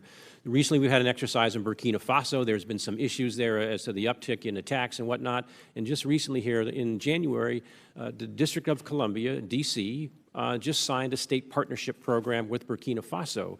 So on one hand, you could say that, are we doing enough there? But this is another tool in the toolkit for long-term continuity with relationship building and so forth, that in an area where there's a counterterrorism issue, this is a big plus for us. I can't say enough about the state partnership program in AFRICOM. And final, I guess this is just a comment. Ms. Wheelbarger, you can comment if there's time left. But I don't have a problem with negotiating with the Taliban or any other. You know, as we just saw our president do in North Korea, it's okay to have a meeting and to walk away with that meeting if your objectives are not achieved. It's not okay not to ever have a meeting, because I can tell you, you can never reach consensus if you're not talking. And so I think we have a lot of opportunity. I'm skeptical, just like everyone else, General Votel, but I know we also have Uzbekistan involved in that. I know Pakistan's involved in that. I know there are a lot of people involved in the peace process there, and I'm quite confident that our president and our military and our State Department will walk away if we don't get the conditions met that we need to for peace, but we have to talk to get to peace. And if you can comment very briefly, Ms. Wheelbarger. Sure, I'll just briefly say, look, long-term insurgencies mostly need to end by reconciliation. That's sort of the history of these kind of conflicts. And I also agree that the military is both the U.S. military, but in conjunction with our partners on the ground, will continue the military pressure during these talks. Yeah. I completely agree with Mr. Kelly's assessment that we do need to talk, so only way to get there. Ms. Houlihan. Thank you to the chairman and thank you to the panel for coming. In addition to sitting on this, on the armed services, I also sit in foreign affairs in Africa and the Asia subcommittees, and in the Africa subcommittee, human rights is a center area of that, and it's been lovely to also hear about China in this conversation too. And so my question is for the General Waldhauser. I was wondering if we could talk a little bit about the importance of supporting women, and particularly the impact that they have on bolstering economies, which is one of the best ways that we have to combat VEOs. And as we continue to provide support to our African partners to combat VEOs, are there members of our current multinational joint task force that have not perhaps passed the Leahy vetting or who have raised human rights concerns, especially as they relate to women and girls? So thank you for the question. Let me just talk real quick about the Women Peace Security Initiative that we have at AFRICOM, and one of the things that I think we do very well. And I'll just give you several examples. So over the past couple of years, we've introduced women from the military in the communications field across the continent through various exercises and engagements. And since we've emphasized that, we've noticed the numbers of women who participate in that particular event has grown. We also do an intelligence assessment and training for the women of the intelligence branches around the continent. That number has grown. We have a leadership that we run out of AFRICOM every year. It's a small group, around 50 or 60, but we take them around the country to various bases, and they talk with various leaders, and we promote leadership through women for women in a small way, but we think a highly effective way. And here recently, we've had the operation I mentioned in Burkina Faso. It's a special operations operation where we've brought women together to have conferences, discuss their way ahead, and try to get them and highlight their visibility for the military. So we take that seriously, and I'm very proud of our Women in Peace program. With regards to the Leahy vetting, look, one of the things that we do with all of our training on the African continent is this whole issue of battlefield ethics, law of war compliance, and the like. And even though there's, we run into issues every once in a while, we maintain that this is a big part of how we train. And we make it very clear to these governments that if there's violations or allegations of violation, that they have to look at them for investigation and be transparent with what they do. So on one hand, the question of the Leahy vetting, yes, sometimes there are some issues we have to work around because whole units for one individual. But in the main, on the African continent, we need to maintain that because the human rights piece is a big part of how we train, and we just have to try to perhaps streamline some of the Leahy issues, but we can't walk away from that. Sir, are there curing processes or curing timelines if you do see some sort of violation that I understand that you can't help if you're not there? Is there any sort of process that is codified that helps us with that? I'd have to take that for the record, ma'am. Thank you. My next question is also for you, and I read in your written statement that Niger remains very unstable, and that you are worried about that because of the youth, the age of the large part of the country. And my question is, you also seem to indicate that the people who you were withdrawing in the 10% reduction were counterterrorism related. Is that true? Doesn't that provide some sort of angst on your part that you've got this sort of unstable, very young nation state, and we're withdrawing the very people who may be helpful if there is some sort of a VEO activity there? So I don't want to get into specific countries and specific numbers, but the short answer to your question is yes. And we have to take a look at where we have optimized. And as I tried to indicate previously, for the first tranche, we've taken individuals from locations where they've been training for quite some time, and those units are on their own. And so, yes, every country, especially in Western Africa, where we have bilateral agreements and where we train with them, we are concerned, but we understand the intent, And so far, there's been minimal impact. And if we continue to work with our partners, primarily the French in the West, we watch if the groups grow, we may have to revisit some of these decisions. Thank you. And with my last 50 seconds, my last question is also for you, which has to do with Congo and the most recent Ebola outbreak. We've had about 550, 560 deaths so far and 800 people who have fallen ill again. And I just wanted to ask you sort of to assess the biosecurity threats in the area and whether or not you feel as though we are doing enough or the right things to build partnerships across the African partners that we have, and whether or not you think you're appropriately staffed in that particular area, and how you're working with USAID and the State Department to make sure we don't get befelled by a pandemic. So I'm looking at the time countdown, and I'm counting the questions and trying to see. The Democratic Republic of Congo is a very, very complex place right now. They just had a re-election. Joseph Kabila, finally, after a long time, is gone. The issue in the Ebola crisis in the East is one of the most remote parts of the African continent. There are numerous violent extremist organizations, groups there. That's one of the problems, one of the threats. And we have been asked to look at what it would take security-wise by the State Department if we upped our footprint, and we've done that. I would just finally say, just for perspective, when the big Ebola outbreak took place several years ago, 28,000 plus cases, 11,000 plus died. So as you said, about 900 cases thus far, 600, 550 or so died. A key has been vaccinations. Over 70 to 80,000 have been vaccinated, but the security environment is very difficult, and that's what makes this one a particular challenge and a concern. Thank you. We're going to stretch a little to try to get the last few people in here, so we might not, probably won't start the classified until 12:15, but if the last few people can help out at all with any time there, it would be appreciated. Ms. Stefanik. Thank you, Mr. Chairman. I would like to follow up on the previous lines of questions regarding the future of Afghanistan. Like many of my colleagues, I am deeply concerned about the ongoing talks with the Taliban. And last month, I also attended the Munich Security Conference with some other members here, and we had the opportunity to meet with President Ghani, who made it very clear that he does not respect the validity of these talks, considering the fact that the democratically elected government is completely excluded from these talks. So my question for General Votel is, I share that concern that the democratically elected government is not a part of these negotiations. And at the same time, we are heading towards presidential elections in Afghanistan. So how do the ongoing talks impact the overall legitimacy of the upcoming elections and the overall stability as we head into the upcoming elections? Well, I think certainly the fact that there is an upcoming election is a factor in the overall situation, right, at this particular point. You know, I can't dispute the fact that that's an aspect of this. But Congresswoman, I am not orchestrating the talks that Ambassador Khalilzad is doing. We speak with him obviously very regularly. We support him as closely as we can. It is my observation from my close discussions with him that he is in fact consulting with President Ghani on a regular basis, keeping him well informed, and that the actual initiation of these discussions was done with President Ghani's knowledge and support.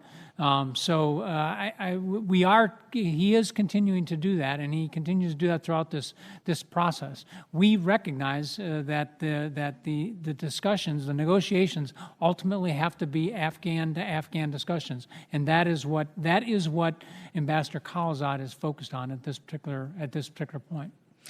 Okay, I appreciate that, General Votel, but President Ghani's message to us was crystal clear that not having the democratically elected government have a seat at the table during the negotiations nullifies how they could come to a positive outcome. So I just wanted to share my concern, particularly as it relates to the legitimacy of the upcoming elections and how we are potentially undermining that by engaging in these talks with the Taliban. My next question is also for you, General Votel. You talked about shrinking the physical caliphate to less than 1 square mile, which is an enormous achievement. Can you talk about this next phase, that as ISIS fighters go underground, You said, quote, "They are unrepentant, unbroken, and they are still deeply radicalized." What does that next phase look like from your perspective? This will look very much like an insurgency, meaning that what we will see is we will see low-level attacks, we'll see assassinations, we'll see IED attacks, we'll see ambush type things as they begin to emerge from this.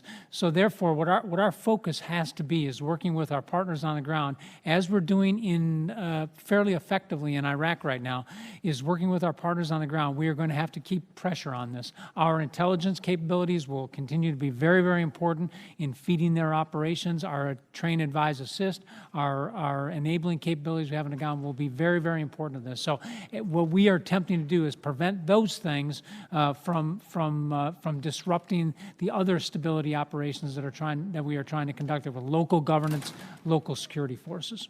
Thank you. And General Waldhauser, I wanted to follow up on your opening statement. What I noticed was absent is lessons learned regarding the fateful attack in Niger that took place in October 2017. How has U.S. AFRICOM, along with interagency and by, with, and through partnerships, what have we learned? How have we updated our intel collection? How are we making sure that our operators have access to the most up-to-date, accurate, exquisite intel possible? And I also wanted to ask, when can we expect to see the report in Section 1276 of the FY19 NDAA?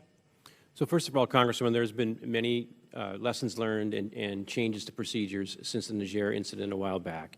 And at the tactical level, which I won't go into great detail, I can assure you that minimum force, reaction times for medevac, standard procedures for how orders are issued and who approves those orders, those have all been really dealt with and taken care of at the component level, and those are all in place.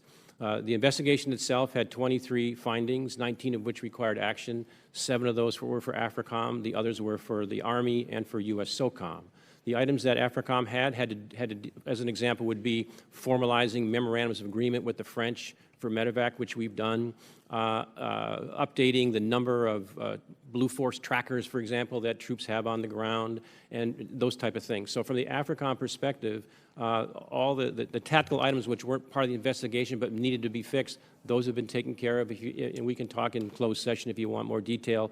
And as far as the investigation goes, we're good. Thank you. We can talk more. A lot of this is better in a closed session anyway. Thank you. We can talk more when we get upstairs. Mr. Cisneros.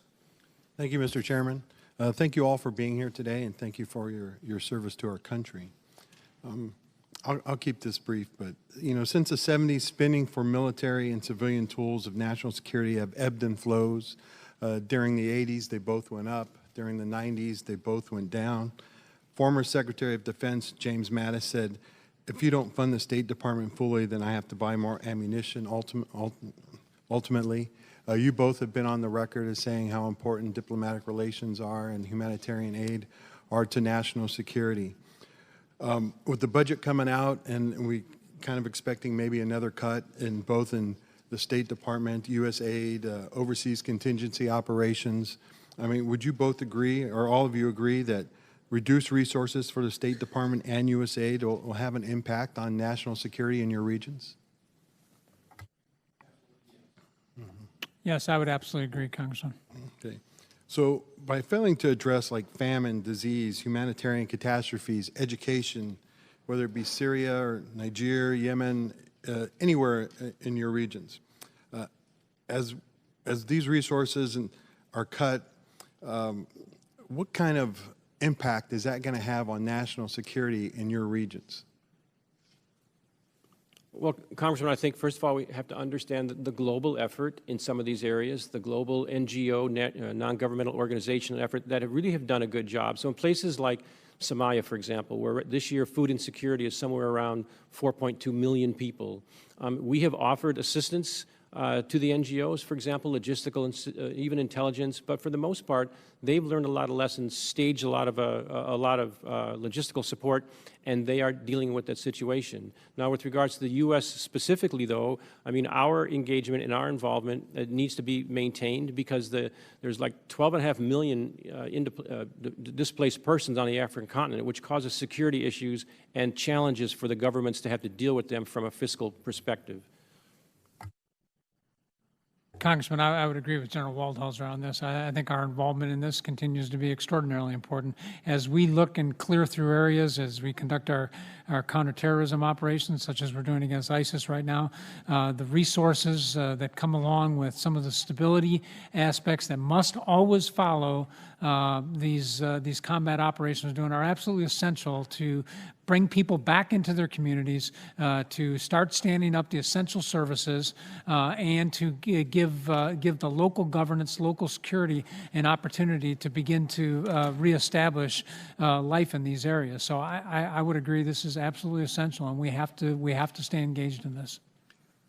So just to follow up on that, as you've kind of talked about how the Chinese and the Russians are kind of filling the void diplomatically in some of these regions, are they filling the void humanitarian as we cut humanitarian aid, or are they kind of picking up their humanitarian efforts in order to build better relationships with these foreign governments? To a certain degree, yes. I mean, they've got about 2,000 UN peacekeepers. They've tried to insert themselves. I don't say that in a negative way, but they've tried to contribute to the Ebola crisis we talked about in the DRC. They want to become a leader in that particular medical technology.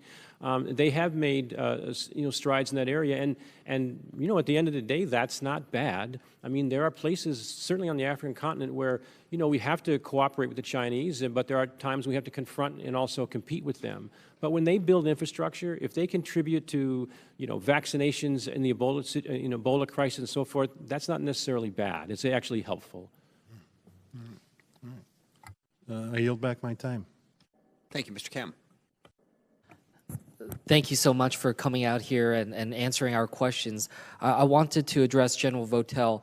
First of all, I just want to echo the comments of a lot of my colleagues and just thanking you for your service as someone who's been working this space before. I know we are indebted as a nation for what you have done and the great work that you have done over the years. I wanted to follow up on something you said earlier. You were talking about how a lot of the efforts that we're engaging in now in Syria and in Iraq in particular, which is what I'm focused on with this question line, is about now shifting towards dealing with an insurgency, that a lot of the territorial land held by ISIS has been taken back. We are in some ways changing the mission in terms of what we're trying to be doing now. And my question to you is just trying to get your assessments, your honest assessments of where the Iraqi security forces are in terms of that. We've been working so much with this by, with, and through, and I'm just trying to get a sense of what is different now in 2019 compared to 2013, specifically in terms of how they're ready to handle this newer mission of reverting back to dealing with an insurgency. Thank you, Congressman. From our perspective, we don't look at this as a change in mission. Our mission still is at the invitation of the government of Iraq to assist them in defeating ISIS. So from our perspective, we look at it very much the same. My assessment of the Iraqi security forces right now is that they are doing a pretty good job of keeping pressure on the remnants of ISIS that exist in Iraq. In some cases, they are doing this unilaterally, and in other cases, they are doing this with our assistance. Each of their units across the country have different levels of readiness and different levels of capability, and we're continuing to work to raise those to a higher standard so they can be self-sustaining. But they are continuing to do that. What is different, I think, is that they have been, from 2013, 2014, and whatnot, they have been well supported by their civilian government. The current Iraqi leadership are very, very strong supporters of their military. The former Prime Minister Badi, was an extraordinary wartime leader, in my opinion, and he provided exceptional support to them. I think the military leaders saw this. They saw the necessity of the situation, and they rallied behind the coalition support that we provided to them and rose to the occasion. And good leaders emerged on the Iraqi side that helped them orchestrate this campaign, and we are continuing to see that today.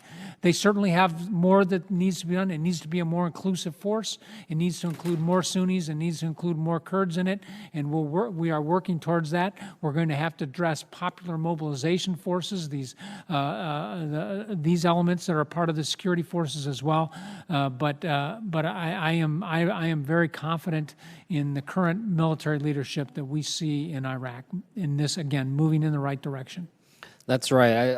I share a lot of those concerns going forward about how we can do this and make sure that the skills that we've been building up aren't going to atrophy as we start to move on. And as we've seen before, we've certainly seen a lot of success with the Counterterrorism Service and others in terms of going in and being able to penetrate ISIS defenses, but we've also seen the difficulties of what happened in 2013 and 2014 when the Iraqi security forces were asked to hold on to territory, and what is their ability to hold, and that's where I'm just trying to delve off of. Just one last question here.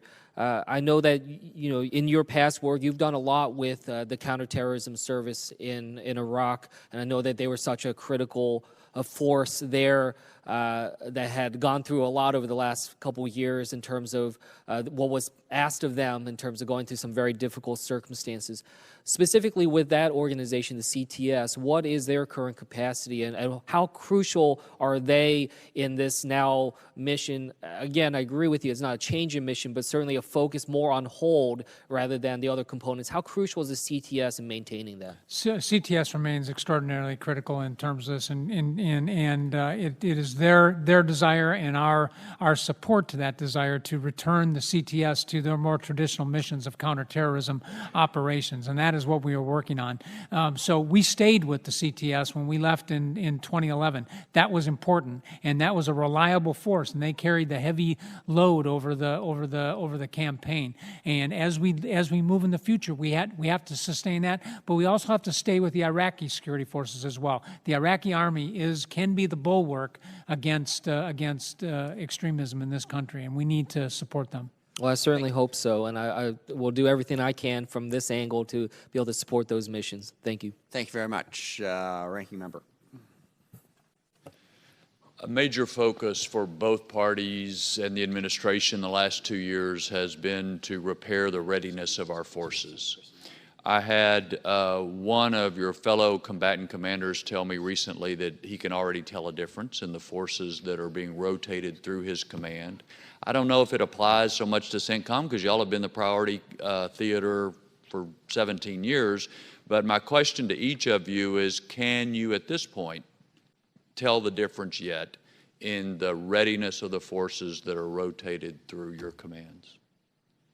Yeah, Congressman, yeah, from our perspective, I think we certainly can. We have, as you know, we've been dependent upon the services to provide us well-trained forces, and we have been the lucky recipients of that for a long period of time. So I remain very, very grateful for that. I would highlight one thing: the Army's investment in security force assistance brigades, I think, is a good example of how our services are really supporting us in the way that we need. This is an organization that is specifically designed to help with the by, with, and through approach that we are applying so effectively on the ground in a number of areas. And so, to me, I think the services, my service in particular in this case, I think is doing an excellent job of providing us the capabilities that we need to pursue these missions. And just to emphasize, you can tell the readiness level is improving already? It's always been uniformly high in CENTCOM, and so it is certainly sustained, and I have no concerns about any of the forces that are coming into the CENTCOM area of responsibility. General Waldhauser, is it getting better yet? Congressman, a little bit more nuance, I think, for AFRICOM, and that is, I would say that the special operations forces that we have that are engaged in the kinetic activities are as good as they ever have been. Their readiness has been always good and continues to be so. I would just say a quick point on the SFAB that General Votel mentioned. We would have a lot of work for them if we had one assigned to AFRICOM. There's plenty of things they could do to contribute. And finally, I would just say that also in AFRICOM, we have locations with ranges and so forth that will allow readiness to be maintained and even improved, and we'd like to sell that to the services too. Sometimes they think that perhaps on the African continent they will lose readiness, but we always like to say that they can gain and even maintain and even gain readiness at some of the places where they could train. Thank you. We are over time, but Mr. Gallego, I will yield to you. We will have to do it quickly. Got to get upstairs for the classified session. When we're done here, we'll move up. Mr. Gallego. Thank you, Mr. Chair. General Waldhauser, last week the New York Times published an account of an operation in Sudan in 2013 that suffered from problems eerily similar to what we saw in the Niger ambush of 2017. I personally, as a Marine, know what it's like to have bad leadership and bad equipment, but still be required to go into combat several times. I can tell you, General, it is an awful feeling. So please tell me, General, what has AFRICOM or DOD done to change the way they do business so that we don't see more Niger ambush situations or Sudan, or any number of unreported incidents in your command over the past several years that are no longer, quote-unquote, situation normal? So, Congressman, as indicated earlier, some of the things that we've done since the Niger incident have to do with the tactical actions and procedures on the ground, and minimum force requirements, timelines for medevac and casevac, coordination efforts, weather and so forth, overhead armed ISR where it's applicable, ISR together with that. And then when you tie in with what we've been doing recently, after a long time of working with these units, we are now advising them at a higher level, where we do mostly at the battalion level and to a large degree remotely. We have the ability to do the same thing, and so those are some of the things we've changed since. Thank you, Joe, and I'm aware of some of that. One of the things that I'm not aware of is who has been held responsible for this epic failure that cost some men our lives. So far, what I've read is that the Army brass is basically trying to blame junior officers both before and after the Niger ambush. So who is being held responsible? You are the AFRICOM commander. Who is responsible for these failures? And it's not junior officers. So, Congressman, the issue of the investigation right now lies with the Secretary of Defense. The issue of accountability and awards and so forth come from SOCOM. I know, though, I'm not privy to those discussions, but I know they've been ongoing. But perhaps, Katie, I don't know from the OSD perspective the status, but I would just say again, the investigation completed and the actions. How much longer is the investigation going to take place? This is almost 2 years now. I'll just add that the report and that very question on the responsibilities and the awards is with Secretary of Defense. He takes this very seriously. Obviously, we've had a transition of authority within having a new secretary. He's reviewing this carefully, and we are expecting you to get that final report here shortly, which will answer that very question. And once that report comes out, you're going to actually go hold the DOD personnel, whether they be generals or below, responsible for this disaster, correct? That's a decision with the Secretary at this moment, and he will be able to provide you that information as soon as he finalizes his decision. Okay. Ms. Wheelbarger, Section 1212 of last year's NDA required a review of advised, assist, and accompany missions from the Undersecretary of Defense for Policy. There were clearly issues about these missions as laid bare by the ambush. So why haven't you provided this report to us? I believe this report is tied up in finally having the Secretary's complete decisions on all the recommendations going forward, and as soon as he does, we will provide the report. Okay. I also like to know what is and it could be either General Waldhauser or Ms. Wheelbarger, I apologize. What is the status of of providing redacted reports of the Niger investigation to the families of the deceased U.S. soldiers? My understanding is all of the reporting requirements will be released as soon as, including the redacted reports to the families, as soon as the final decisions that are outstanding are made by the Secretary. So that's including the autopsy reports? I would have to take that back.